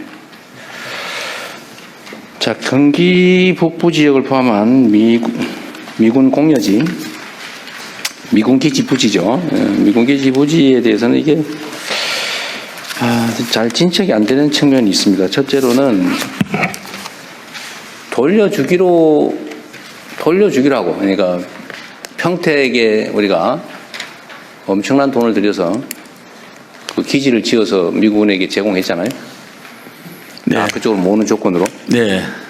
그런데 경기 북부에 가보면 여전히 특별한 내가 보기 납득하기 어려운 무슨 주유 기지가 필요하다 그러거나 아니면 무슨 식품 창고 운영한다고 여전히 안 돌려주고 있는 그것도 한 10년 넘은 것 같아요. 지금 그런 미반환, 그러니까 반환하기로 해놓고 안 하는 거, 요거 처리도 첫째 문제고, 두 번째는 이제 국가가 돌려받긴 했는데 이걸 개발을 못하고 팔리지도 않고 그래서 10수년간 계속 방치되어 있는 걸 어떻게 개발을 활성화할 거냐. 이 두 가지 주제가 있잖아요. 그렇습니다. 계속 반복적으로 얘기하고 있는데 어쨌든 이 약속하고 지금 반환하지 않고 지체하고 있는 거, 이 문제는 어떻게 하실 생각인가요? 지금 먼저 쉬운 문제부터 지금 가능한 것부터 지금 해결하려고 합니다. 내년에. 그러니까 캠프 스탠리 의정부에 있는 거, 동시에 있는 거 캠프 모빌 이 두 군데는 내년에 적극적으로 추진해서 우리 대한민국 쪽으로 가지고 오는 그런 이전을 할 생각을 가지고 있습니다. 나머지는 여러 가지 그 무기 체계나 또 다른 것의 그 대화력전이나 이런 부분들은 미측과 더 협의를 해야 되는 부분이고요. 대전제가 캠프 스탠리하고 모빌 이 두 군데는 우리 쪽으로 대한민국 쪽으로 이게 이전이 가능하기 때문에 이 두 문제부터 먼저 해결하고 그렇게 하려고 생각하고 있고, 또 그 땅 문제는 일반 기업이 지금 부동산 경기가 별로 좋지 않아서 일반 기업에서 이것을 눈독을 들이지 않고 있습니다. 그래서 장기적으로 지자체에서 지방정부에서 이것을 우선적으로 관리를 할 수 있도록 뭐 예컨대 50년 플러스 50년 해가지고 또 정부에서 융자 지원도 해주고 공시지가 기준으로 약 1%의 이자만 내고 그러면은 우선적으로 약 100년 동안 사용하게 할 수 있는 이런 방안을 지금 모색하고 있습니다. 저번에 우리 이제 북부 타운홀 미팅 갔을 때 얘기를 좀 하긴 했는데 그렇습니다. 그 후에 제가 얘기를 들어보니까 일단 이 정부가 이미 반환받아 가지고 있는데 지금 활용을 못하고 있는 경우에 이제 두 가지가 있는 것 같아요. 첫째로는 지방정부가 이걸 뭐 도로 뭐 아니면 뭐 공원 뭐 이런 공공용지로 쓰려고 할 때도 나름 깎아준다고 깎아줬는데 80%, 70%인가 내게 돼 있는 거를 70%가 지원해주고 30%를 지방정부가 내게 돼 있는 걸 이번에는 인심 써서 20%만 내고 80% 깎아주는 걸로 결정했잖아요. 예. 근데 그러고 난 다음에도 저한테 들어온 얘기는 뭐냐면 그 20%를 꼭 받아야 되겠냐.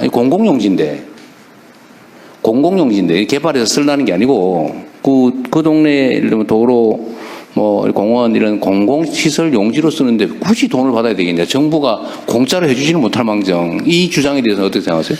네, 사용자인 시민의 입장에서 봐서는 정부나 지자체가 똑같은 것으로 보여지기 때문에 네. 그것이 일견 타당하다고 보는데 그것이 어떤 측면에서는 지자체의 그 해이한 거 뭐 이런 측면이 있을 수 있겠다 이런 판단이 있습니다. 근데 저는 반대인데요. 왜냐하면 정부가 예. 어디 특정 지역을 개발을 하면 예. 정부에서 그 도서관 부지도 도서관도 지어주고 공공시설 지어서 도로 지어서 다 그냥 무상 기속시키잖아요. 기부치 하나 하잖아요. 그렇습니다. 예. 그 공공시설인데 그걸 꼭 땅값을 20%는 받아야 되겠냐. 한 5%만 받고 해주면 안 되겠냐. 근데 이제 그렇게 되면은 그에 따른 여러 가지 철도 부지에 관련된 땅도 아마 여러 가지 법 개정도 같이 동시에 아마 이루어질 겁니다. 그 비슷한 땅들이 전국에 산재해 있기 때문에 미군기지 문제만 하면 되죠. 왜냐하면 미군기지만 특별법으로 왜냐하면 미군기지는 그 동네에 수십 년 동안 그 지역을 장악을 해가지고 점유를 해가지고 동네 발전을 가로막아 왔잖아요. 피해를 봤잖아요. 공짜로 달라는 게 아니고 지금까지 정말 특별한 희생을 엄청나게 오랫동안 치렀는데 그거를 굳이 꼭 그렇게 20%든 꼭 받아야 되겠냐. 인심 쓰는 김에 좀 더 깎아주라. 라는 게 저는 약간 공감이 가거든요. 그거 한번 좀 더 고민해 주시고요. 네, 알겠습니다. 네. 두 번째로는 임대와 그 매각대금 할부. 할부는 상당히 괜찮은 조건이긴 하던데. 여전히 별로 뭐 그렇게 뭐 해보겠다는 데가 없는 것 같죠. 아직까지는 지금 반응이 별로 없죠. 뭐 저요 손든 지자체는 없습니다. 이것도 지방정부에 팔 생각만 하지 말고 SPC를 만들든지 정부가 좀 나서서 위험 부담을 하고 좀 개발을 해보면 안 될까? 그 고민도 한번 해봐 주세요. 네, 그거 가지고 있으면 뭐하겠어요? 지금 10수년 이미 가지고 있으면서 아무것도 못 했잖아요. 그렇습니다. 네. 고민을 좀 해주세요. 좀 더 전향적으로. 저 봐서. 제가 경기 북부 도지사 출신 아닙니까? 네? 잘 알겠습니다. 그리고요, 다 국방부 얘기는 다 했습니다. 다 했고. 그다음에 소속 기관들 잠깐 볼게요. 국방전직교육원은 전직을 지원하는 곳인가 봐요. 네. 네. 네, 국방전직교원장입니다. 네. 맞습니다. 열심히 해주세요. 네, 알겠습니다. 전쟁기념사업회는 어디 있어요? 네. 여기는 전쟁기념관 관리하나요? 네. 관리하고 또 4가지 주요한 일을 하는데 공공외교 기능, 어린이박물관하고 또 아카데미 기능을 하고 있습니다. 네, 여기도 열심히 해주시기 바랍니다. 자, 국방연구원. 예, 국방연구원장입니다. 어디 계세요? 여기 있습니다. 아, 이게 국방과학연구소하고는 또 다른 데죠? 예, 그렇습니다. 일반 국방정책 연구하는데요? 그렇습니다. 기술연구는 딴 데서 하고 여기는 일반 국방정책에 관한 연구를 한다 그죠? 그 사업 타당성 조사. 타당성 조사도 하시고. 네. 알겠습니다. 병무청 거 잠깐 볼게요. 병무청은 요새 뭐 병력 비리니 뭐 이런 게 별로 얘기가 안 되는 것 같아요. 네, 열심히 병역 면탈 방지를 위해서 열심히 노력하고 있습니다. 예. 최초의 여성 병무청장이시라면서요? 네, 맞습니다. 네. 기대에 응하지 않게 열심히 잘해 주십시오. 네, 열심히 노력하겠습니다. 방사청은 이 세부적인 내용을 얘기를 하기 전에 아까 발표하면서 마지막에 하셨던 말씀, 업무를 좀 조정하고 소속을 바꾸자 얘기하셨어요? 네. 그거 조금 자세히 얘기해 보실래요? 또 저기 국방부에서 섭섭해 하실 것 같은데? 옆에 보니까 밉지 않으세요? 탈출하려고 그래요? 제가 저 의원 시절에 이 방위사업청을 보존하고 지키기 위해서 아주 심혈을 기울였는데 오늘 의정활동 해야겠는데. 예. 우선 그 최근 캐나다 잠수함 사례에서 보는 것처럼 간단하게 좀 해주세요. 너무 예. 길게는 말고. 예.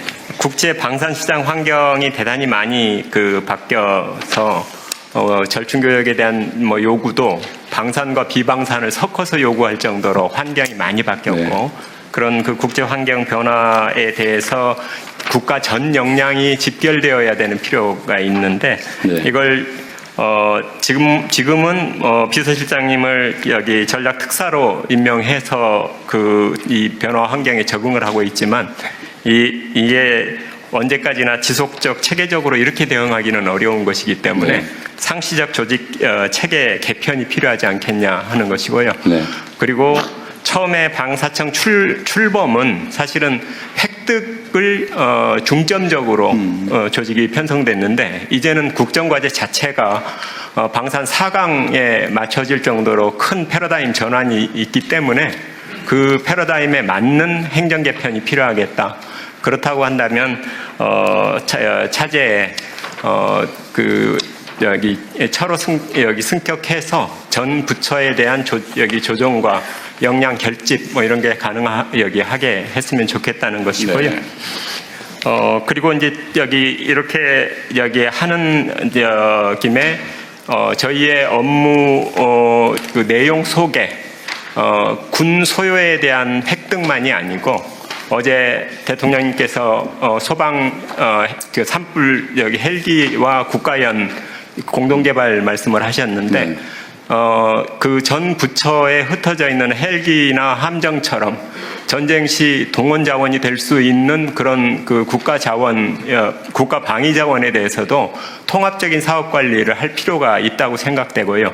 그런 통합적인 사업 관리를 한다면 국가연과의 공동개발 문제는 자연스럽게 해소되는 문제라고 생각을 합니다. 그래서 기능적으로는 그런 그 전 부처의 획득 그 사업에 대한 통합적 관리라는 측면 그리고 방산 역량을 획기적으로 늘리는 그런 측면에서 말씀드리는 겁니다. 핵심은 이게 국방부 산하의 방위사업청은 무기 조달, 구매, 조달 이런 것만 주로 했는데 이제는 연구개발 또 협업. 원래 획득 속에는 구매와 연구개발을 다 합쳐서 획득이라고 하고요. 이제 그 방산 수출은 사실은 획득의 파생적 기능처럼 그동안 다뤄져 왔던 게 사실인데 이제는 적어도 이게 균형적인 그 사업이 되었다는 것입니다. 내부 토론 안 해보셨죠? 네. 내부 토론 아직 안 해봤습니다. 제가 처음 듣는 얘기인데요. 처음 듣는 얘기야. 방사청장님 좀 미움받으실 것 같아요. 사실 방위사업청은 획득, 그러니까 예전에 린다김 등 여러 가지 방산 비리 때문에 방위사업청이 2006년도에 출범을 했는데 그때 획득과 R&D 연구 개발이 양대 축이었습니다.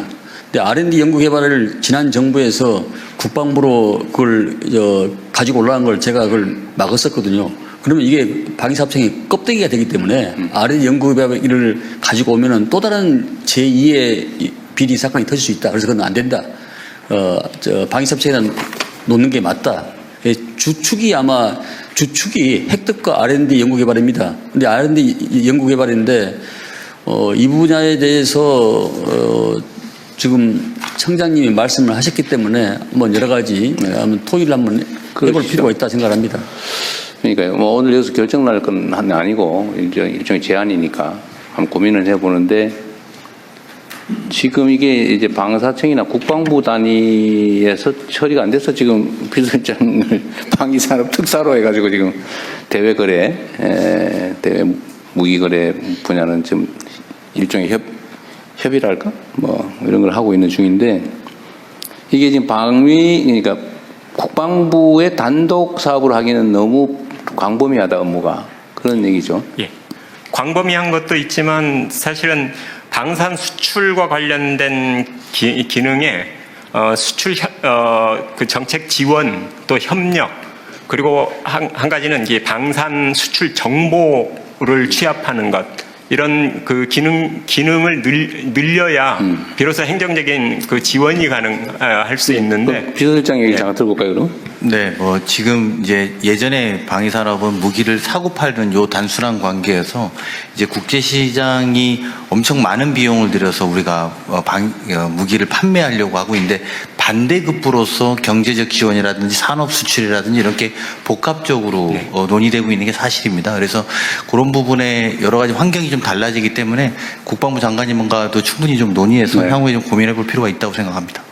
그러니까 저도 이번에 이제 순방을 다니면서 정상들과 얘기를 좀 해보면 사실 방위 분야에 대한 관심들이 상당히 높고 특히 대한민국 무기 체계에 대한 선호도가 엄청 높아요. 대신에 단순 구매는 안 한다. 뭐 대체적으로 당연히 현지 생산해라, 대응 구매해라. 또 주변 국가와의 외교적 관계는 어떻게 되냐. 예를 들면 뭐 사거리 문제는 어떻게 해결할 거냐 등등 매우 복합적이더라고 보니까. 만들어 파는 정도가 아니고 하여튼 외교부, 그다음에 산업부, 왜냐하면 그쪽이 현지 뭐 산업 기술 지원을 해줘야 되기 때문에 그런 복합적인 요소가 있긴 한 것 같아요. 그렇습니다. 예. 그래서 하나의 무기 체계를 어떤 부처가 혼자 할 수 있는 시대는 아니고 유관 부처가 시스템으로 유기적으로 이렇게 움직여야 됩니다. 예, 근데 만약에 청장님이 한 생각대로 된다 하더라도 각 정부의 각국에 나가 있는 무관들의 여러 가지 정보 첩보를 그게 집약하지 않으면은 이게 생산할 수가 없는 그런 부분도 있기 때문에 여러 가지 다부처가 같이 해야 될 사항이라고 생각합니다. 논의를 한번 해보십시오. 그러니까 지금 방사청의 업무가 지금 재편돼야 된다고 얘기하시는 거죠? 그렇습니다. 그죠? 예.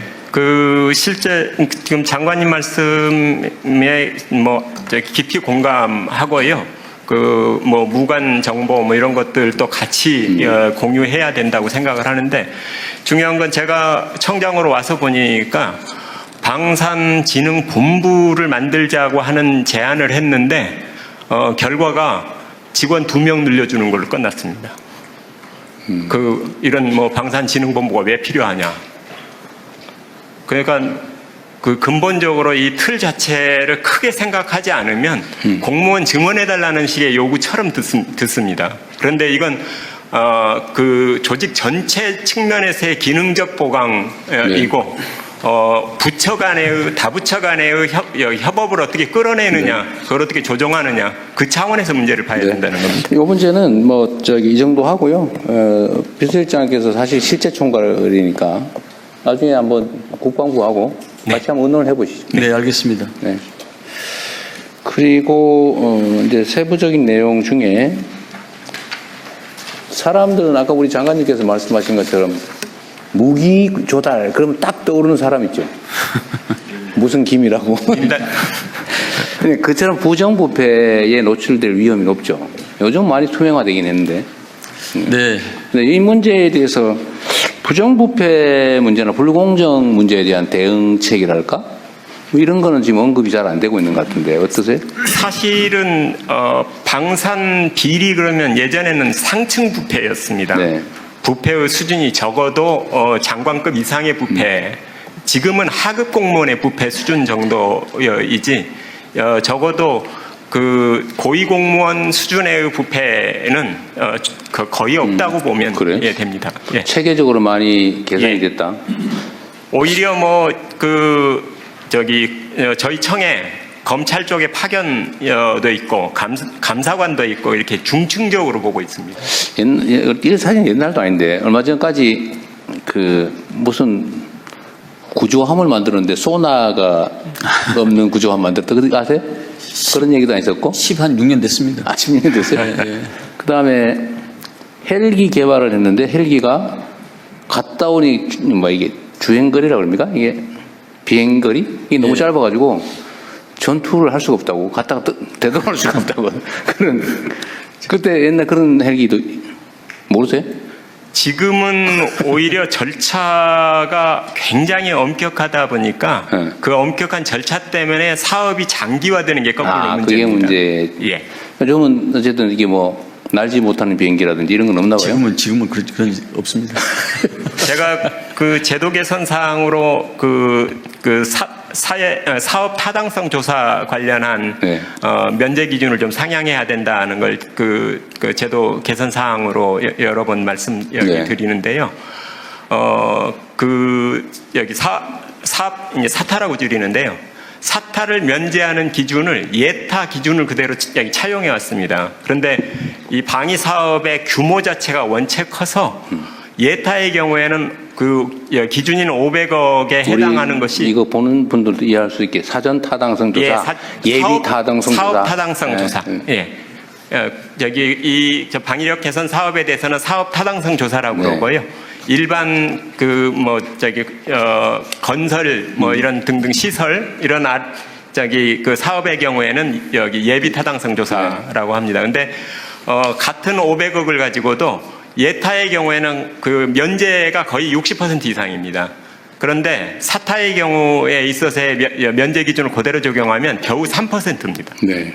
그러니까 이제 이거에 의해서도 굉장히 그 사업이 많이 지체되고 있는 현실입니다. 하여튼 조달 관련된 무기 획득 절차와 시간이 너무 복잡하고 길다는 얘기는 있긴 해요. 이미 요즘은 과학기술 발전 속도가 너무 빠른데 그 이제 승인 날 때쯤 되면 이미 구기종 되어버리는 그런 문제도 좀 개선책을 만들어야 될 것 같습니다. 알겠습니다.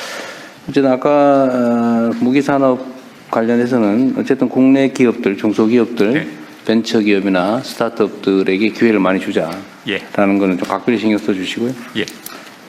어쨌든 뭐 많이 없어졌다고는 하지만 여전히 국민들 사이에는 이런 의심이 있기 때문에 부패와 불공정 문제가 제기되지 않도록 엄격하게 잘 관리하시기 바랍니다. 알겠습니다.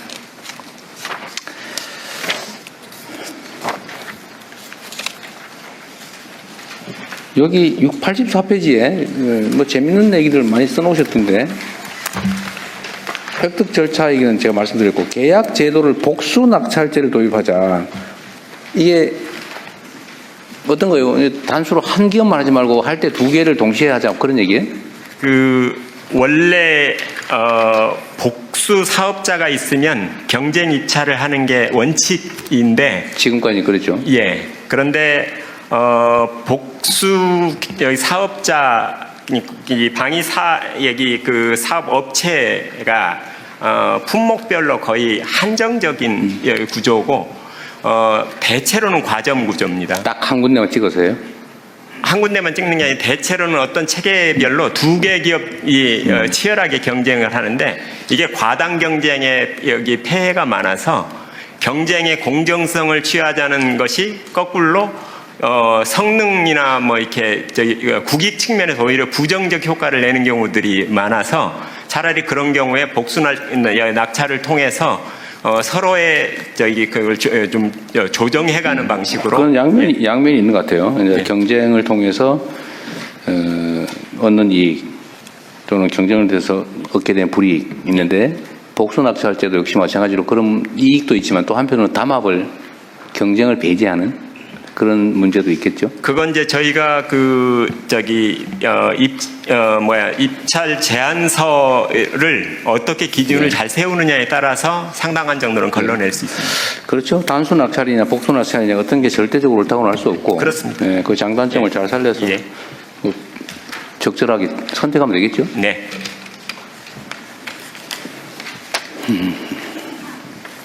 정부에서 신무기 신기술을 많이 써주면 수출에 도움이 되겠다는 주장도 있으니까 그것도 잘 기회를 많이 만들어 주십시오.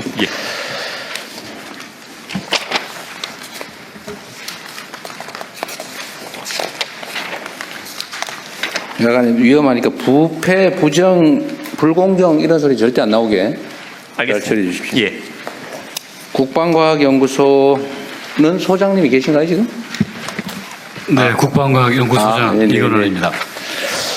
제가 전에도 물어봤던가 모르겠는데 전투기를 개발하는데 왜 공대공 미사일은 개발을 안 했을까? 그 설명할 수 있어요? 네, 당시에 많은 논의가 있었는데 그 시기를 잡지 못하고 그 타당성이나 기술적 수준에서 리스크가 있다고 판단해서 군에서도 적극적으로 가지 못했던 그런 내용으로 알고 있습니다. 만약에 그러면 지금 우리가 이제 전투기 개발해서 해외 수출도 하는데 예. 지금 해외에서 공대공 미사일을 구매를 못 해가지고 미사일 장착도 못하고 팔게 생겼다면서요? 예, 출발이 같이 갔었어야 되는 게 맞았습니다. 지금 공대공 미사일 구매가 안 돼요? 공대공 미사일 초기 버전은 유럽산으로 구매를 해서 장착을 하고 그 이후 버전은 저희가 지금 개발을 시작을 했습니다. 못 사고 있어요? 아니, 그러니까 전투기를 팔면 거기에 쓸 수 있는 공대공 미사일을 붙여서 팔아야 될 거 아니에요? 그렇습니다. 그 부분은 저희 영역이 아니어서 제가 답변 드릴 수가 없습니다. 그래요? 딴 데서요? 예, 저희 사업부의 부장. 여기는 의뢰된 연구만 하는 거니까 모를 수 있다는 거죠? 예, 카이 대표이사 차재병 부사장입니다. 네. 그 카이가 설명하면 되겠네요. 예. 어디 계세요? 예, 아마도 대통령께서 지적하신 부분은 FA50 폴란드 수출 관련해서 아마 지적하신 내용 같습니다. 저는 내용 잘 몰라요. 하여튼 그런 얘기 했대요. 예, 죄송합니다. 그 FA50 같은 경우에는 저희가 이제 수출을 하면 기본적으로 공대공 미사일이 장착이 돼서 같이 판매가 되고 있고요. 그 해당 미사일은 보통 해당국에서 미국으로부터 직접 구매해서 사용을 하고 있습니다. 그리고 지금 폴란드 같은 경우에는 이제 가장 최신형 미사일인 저희가 AAM-9X라고 하는 이제 최신 미사일이 있는데 이 부분에 대한 통합을 요구를 해서 이 부분은 현재 지금 통합이 진행 중이고요. KF-21을 예를 들어서 말씀을 드리면 KF-21은 저희가 독자 플랫폼으로 개발을 했기 때문에 무장 통합을 저희가 독자적으로 할 수 있습니다. 그래서 그 현재는 유럽의 IRST라는 미사일이 통합이 돼 있고요. 앞으로 수출을 하게 되면 저희가 레이더도 자체 보유하고 있고 무장 통합을 우리 순수 국내 기술로 할 수 있기 때문에 이제는 국산 미사일을 개발해서 얼마든지 저희가 통합해서 수출을 할 수 있는 그런 환경이 마련됐습니다. 지금은 문제가 없다는 거예요? 예, 그렇습니다. KF 수출에는 전혀 문제 없습니다. 저 뒤에 손 드신 분은 예, 방위사업청 한국형 전투기 사업단장입니다. 제가 KF-20 사업을 담당하고 있습니다. 네. 정확히 말씀드리면은 유럽의 그 미티어 무장 등을 살 수 없는 게 아니고 일부 최소 수량을 지금 구매한 거고 예산과 전력화 일정을 고려 최소 수량을 구매한 거고 향후에 국내 그 공대공 미사일이 개발되면은 그 부족한 수요를 채우겠다 그런 정책으로 지금 확보하고 있는 겁니다. 그러니까 지금 유럽산 무장을 살 수 있느냐 없느냐에 있어서는 돈을 주면 살 수 있는 상황입니다. 그래요? 언제쯤 우리는 그러면 공대공 유로탄 개발이 되나요? 그게 뭐 목표 시기가 있을 거 아니에요? 예, 저 국방부 자원관리처장 보고 네. 드리겠습니다. 이쪽에 있습니다. 저 뒤에도 누가 손을 드는데? 저 실무자신가 본데 그쪽 뒤에서 얘기해 보시죠. 네, 방위사업청 유도무기사업부장 오성식입니다. 그 KF-21은 양산이 32년에 완료가 되는데 단거리 공대공 미사일은 33년 하반기 양산 착수해서 35년에 완료가 됩니다. 그럼 그 사이에 상당히 간극이 많이 생기는데 몇 년? 그래서 지금 해외에서 지금 구매해가지고 일부 소요를 지금 확보할 예정이고. 확보할 예정이다. 예. 그 얘기인가 보네요. 아까 하실. 예, 국방부 자원관리처장입니다. 사실 방금 말씀드린 내용을 설명드리려고 했었는데요. 그 똑같은 얘기로 지금 먼저 우리가 개발하는 공대공 미사일을 장착하기 전에는 유럽으로부터 사와서 장착을 하고 그 부족분에 대해서는 그 우리가 개발한 거를 이제 장착을 하는 그런 것으로 나중에 보완해 준다. 개발이 완료가 되면 하여튼 확정된 건 아니라서 그런 걱정을 하는 쪽이 있나 보군요. 근데 그 처음에 그 KF-21이 전력화되면서 공대공 미사일은 같이 패키지로 들어오게 돼 있습니다. 네. 잘 해결하시기 바랍니다. 그리고 여기 국방과학기술연구소 제가 어젠가 소방 쪽에다 이 얘기를 해놨는데 그 소방 관련된 장비 있잖아요. 소방 예를 들면 화재 진압을 하려면 불 속으로 우리 소방관들이 뛰어들어가고 막 이러는데 요즘 세상에 왜 그렇게 하냐. 좀 자동 소화 로봇이든지 뭐 이런 거 좀 개발해서 하면 안 되냐. 그런데 사실은 소방연구소 뭐 이런 게 있긴 있는 모양이던데 거기는 거의 연구 인력이나 연구 규모가 너무 작아서 쉽지가 않은 것 같아요. 근데 이건 군 장비로도 거의 비슷할 것 같은데 국방연구소, 과학연구소가 소방하고 협업해서 같이 개발하면 어떨까 그런 생각이 들던데 그거 좀 어떠세요? 아까 우리 청장님 얘기를 좀 들으신 것 같은데 그 소방 헬기도 지금 군에서 그 산불 진화 지원하는 그 헬기가 그러니까 산림청 헬기는 이 바구니에 물을 담는 방식인데 군에서 개발한 거는 아예 물통이 그 헬기 안에 들어가서 바로 여기 그 직사를 하는 그래서 굉장히 효율적인데 이제 그게 단점은 물통이 들어간 것을 쉽게 빼지를 못해서 이 헬기를 다른 용도로 쓰는데 거꾸로 제약이 생긴다고 그래서 이제 그 사업에 약간 제동이 걸리긴 했는데 제가 듣기로는 예컨대 사족 보행 로봇도 개발이 됐다고 하는데 그 화재 진압 이런 측면에서 군 기술을 같이 쓸 수 있는 그런 영역들이 꽤 있을 것 같습니다. 약간만 변형하면 같이 쓸 수 있을 텐데. 국방부 자원관리실장 보고 드리겠습니다. 아까 전에 실제로 그러한 부분에 대해서 그 국방과학연구소하고 그 소방청 내에 있는 국립소방연구원하고 지금 기술적 의견을 지속적으로 교환을 하고 있고요. 그 두 기관 간에 그 기술 협의체를 구성을 했습니다. 그래서 국방과학연구소에서 이걸 소방에 쓸 수 있다는 기술 과제들 가지고 있는 것과 개발하고 있는 것을 지속적으로 정보를 공유하고 있고 실제로 그 국방소방연구원에서 필요하다고 한다면 그거를 같이 협업을 할 수 있는 구조는 돼 있는데 이게 이제 그 9월부터 좀 본격적으로 시작을 했기 때문에 그 좀 더 그 속도감 있게 진행을 하도록 하겠습니다. 네. 어쨌든 국가 역량이라고 하는 걸 굳이 뭐 쪼개가지고 낭비할 필요는 없을 것 같고 협업할 수 있는 건 최대한 협업 좀 하면 어떨까. 저는 그래서 사실은 연구소도 그냥 물리적으로 합쳐가지고 한 부서로 운영하면 어떨까 싶은 생각 들더라고요. 뭐 쉽지 않겠죠? 똑같은 청인데. 하여튼 뭐 검토를 한번 해봐 주세요. 좀 효율적으로 할 수 있게. 대통령님, 여기 국방기술보호국장입니다. 네. 일단 대통령께서 지시를 하셔가지고 소방청하고 저희 방사청, 국방부, ADD가 그 현장에 있는 소방관 어디 있어요? 여기 있습니다. 예, 연구원들이 모여가지고 그동안 국방 쪽에서 개발된 기술 중에 그 소방청에서 사용할 수 있는 기술들을 한번 시연을 했습니다. 네. 그래서 일단 여러 개 기술 중에 10개를 그 업체 주관으로 한번 시연을 했고요. 네. 그 중에 이제 4개가 선정이 돼서 2개 같은 경우는 즉시 구매를 통해서 활용할 수 있다고 식별이 되었고 2가지 과제에 대해서는 좀 더 소방 쪽에 적합화시키게 개선이 필요하다고 해서요. 네. 내년도 예산이 태워져서 같이 개발할 수 있는 상황이 되었습니다. 네, 알겠습니다. 아까 뭐 얘기하시려고 그랬었어요?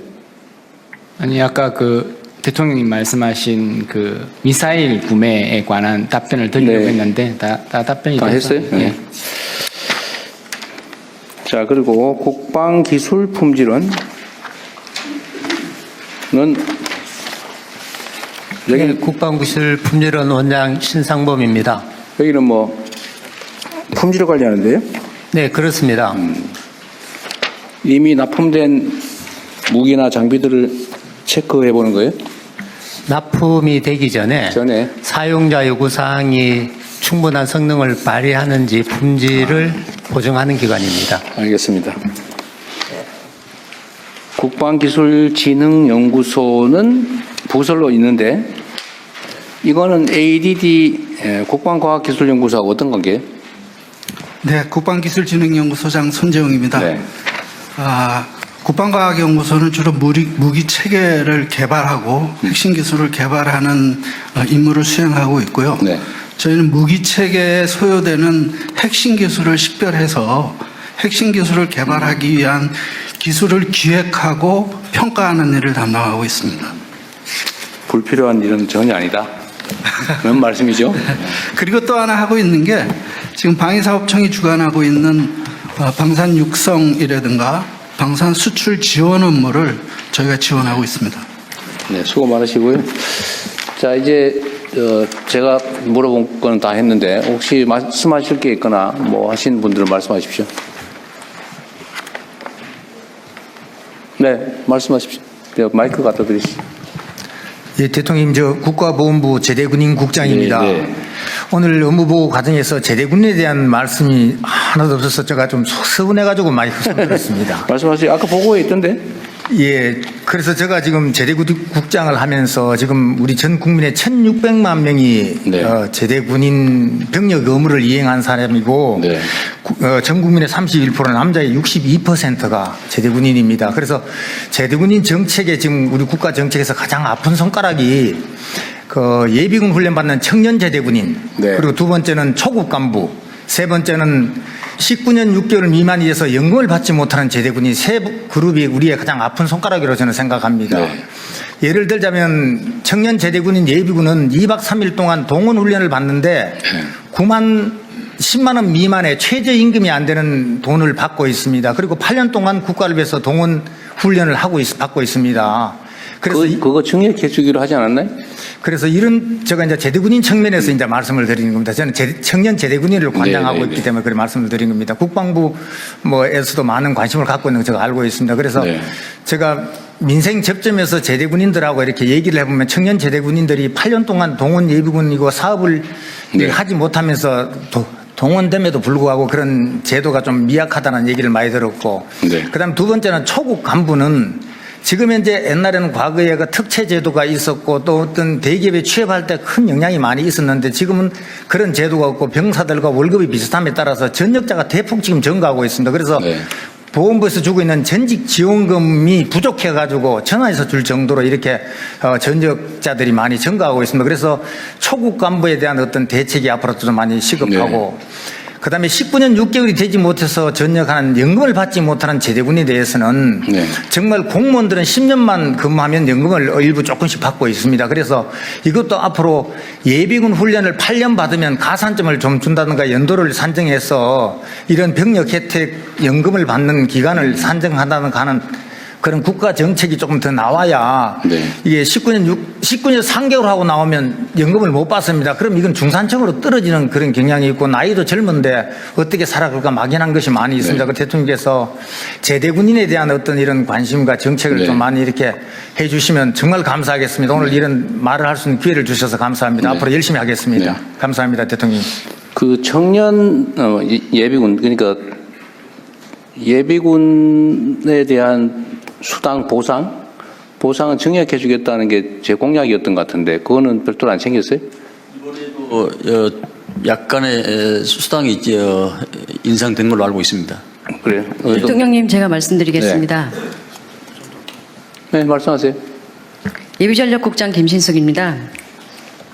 지금까지 예비군 훈련은 그 세 가지 유형으로 구분이 되어서 훈련비를 주는데 1~4년차 중에 동원훈련 1형에게만 돈을 줘왔고 나머지 유형에는 전혀 훈련 보상비를 지급하지 않아 왔습니다. 아, 그랬어요? 네. 그런데 작년에 일단 그 나머지 유형 중에 동원 2형에 대해서 일단 처음 지급할 수 있도록 예산 편성과 법 개정을 완료를 했고 올해 다시 대통령님의 공약 과제로 들어가서 저희가 나머지 지역 예비군 5~6년차 예비군들에게도 전원 뭐 작은 금액이지만 훈련 보상비가 지급될 수 있도록 이번에 예산 편성 완료했습니다.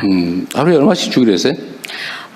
하루에, 그러니까 지역 같은 경우는 하루에 10,000원으로 해서 10,000원? 1인당 20,000원을 받을 예정입니다. 그 다음에 2박 3일 하는 동원훈련 1형은 지금 95,000원, 4일 하는 동원 2형은 50,000원을 받게 돼 있습니다. 하루에 5만 원이 아니고 아닙니다. 4일 동안 합쳐서 5만 원. 이거 따로 한번 챙겨보세요. 이게 전에 이거 너무 적다 그래가지고 올려주기로 했는데 너무 소심하게 올리신 것 같네요. 대통령 제대군인 국장입니다. 접점 지역에서 청년들을 보면 2박 3일을 훈련하는데 10만 원이 안 되는데 최저임금이 올라가 1,030원이고 내년에 1,350원인가 알았어요. 되기 때문에 이게 이게 따로 한번 챙겨볼게요. 10만 35원인가 그렇게 대통령실에서 챙겨보겠습니다. 연금을 못 받는 군인이 있다. 20년이 안 돼가지고. 19년 6개월 이상 왜 된 연금을 19년 6개월 한 넉 달 더 있다 나오지 왜 미리 나왔을까요? 그 강제 전역을 당해서 그렇습니까? 아니면 진급을 못하거나 또는 계급 정년에 예, 대해서? 계급 정년도 있고 하기 때문에 그게 안 돼서 나오는 친구들이 많이 있습니다. 그래서 이것도 한번 고무적으로 한번 생각해 볼 필요가 있다고 생각합니다. 대통령님, 그 인사복지실장입니다. 연금을 담당하고 있습니다. 이제 제대군인 국장님 말씀을 하셨는데 실질적으로 19년 6개월 돼서 연금을 못 받은 분이 현재로서는 거의 없습니다. 왜냐하면 소령 같은 경우가 그 대상이 됩니다. 그렇게 되면 19년 6개월이 되면 지금 약간 복무기간을 연장을 해서 20년이 될 수 있도록 그 제도가 마련되어 있습니다. 해주고 네, 있어요? 그렇습니다. 그렇기 때문에 거기에 대해서는 어느 정도 보완이 됐고요. 실질적으로 보면 상사 같은 경우도 실질적으로는 다 받을 수 있습니다. 그렇기 때문에 저런 문제점은 없는데 아까 저런 사례는 실제로는 없다. 네, 거의 없습니다. 네. 소수는 있다 하더라도 아주 작습니다. 네. 그런 것 극히 예외적인 경우다. 그러니까 나름 그런 문제에 대한 보완책은 만들어 놨다는 얘기군요. 그렇습니다. 여기는 그러면 이제 저분은 이렇게 얘기할 것 같아요. 19년 6개월 아니고 19년 1개월 된 경우도 있다. 할 것 같아요. 그런 경우는? 그런 경우는 제가 좀 살펴봐야겠습니다. 그것은 자신 없습니다. 진짜 살펴봅시다. 네, 알겠습니다. 이게 아마 계급 정년 때문에 생기는 문제 같아요. 어쩔 수 없이 강제로 전역을 당하니까. 대통령님, 그 미국 같은 경우에는 여기까지만 하면 좋을 것 같은데. 죄송합니다. 그럼 요건 여기까지 하고. 자, 그것도 그런 사례가 있는지 한번 검토해보자는 거니까. 한번 해보고 얘기합시다. 네, 알겠습니다. 한번 챙겨보세요. 그 다음에 초급 간부들의 요새 전직이 늘어나서 좀 문제가 있다는 부분은 이번에 이 문제는 많이 개선을 해놓은 것 같아요. 네. 계속 앞으로 개선해 나갈 거고. 네, 지금 윤석열 정부 들어서 이 병장 월급이 205만 원이 됨으로써 초급 간부가 또 부사관들이 상당히 박탈감을 느껴가지고 예전 수준으로 병장과 부사관이 180만 원 월급 차이가 있었습니다. 그래서 중견급 이상 수준으로 지금 대폭 아까 보니까 자료에 180만 원 차이를 만들겠다는 거는 그렇습니다. 바로 385만 원을 최저로 만들겠다는 지금 얘기인데 그 정도까지는 아니고요. 그걸 써있는데 180만 원 차이를 만들겠다. 네, 205만 원이면 180만 원 차이를 만들면 385만 원인데 자료는 그렇게 돼 있어요. 네, 제가 추후에 보도드리겠습니다. 이게 봉급 기준이 아니라 이제 수당하고 다 합치면 결과적으로 풀하면 그 정도 될 수 있다는 취지고요. 봉급 자체는 이제 이전보다는 획기적으로 좀 올리는 게. 네네. 또 초급 간부의 처우 개선 문제는 국방부에서도 생기고 있고 저도 관심 사안이니까 조금만 더 상황을 지켜보시죠. 네, 또 없어요? 그러면은 우리 보훈부는 퇴장하시고 말씀하세요, 경부청장님. 제가 한 말씀 드리겠는데요. 저는 대통령님보다 총리님께 한 말씀 드리겠습니다. 저희 병무청에서 굉장히 중요한 과제가 있는데 병무청 자체만으로 해결이 좀 어려운 다수 부처가 연관된 사항이 있습니다. 시간 관계상 오늘 내용은 말씀드리지 않고 별도로 시간을 내주시면 말씀드리겠습니다. 시간을 내주시지 말고요. 저 텔레그램 주소 알려주세요. 알았습니다. 네, 감사합니다. 그 별도로 나중에 보고하시면 잘 챙겨볼 겁니다. 또 없으세요? 대통령님, 아까 그 303 그 하사역입니다. 네. 그에 대해 답변 드리겠습니다. 네, 그 사이에 알아내셨군요. 180만 원 관련돼 가지고 그건 어떤 의미냐면 지금 병장 같은 경우가 205만 원입니다. 월급이. 근데 실질적으로 수령이 205만 원이 아니라 병장 월급은 150만 원입니다. 그리고 나머지 자기가 저축하면 55만 원을 저축하면 정부에서 추가적으로 55만 원을 100% 매칭 지원해 준다. 그렇기 때문에 여기서 말하는 180만 원 차이라는 것은 150만 원하고 향후에 제도 개선이 되면 처우 개선이 되면 330만 원이 됩니다. 그렇기 때문에 180만 원 차이를 내겠다. 그런 의미입니다. 네, 표현에 대해서 제가 이해를 잘 못했군요. 알겠습니다. 네, 또 없으세요? 없으면 이어서 국방부 비공개 업무 보고가 토요일까지 실시됩니다. 본부하고 이제 방송은 좀 빠지고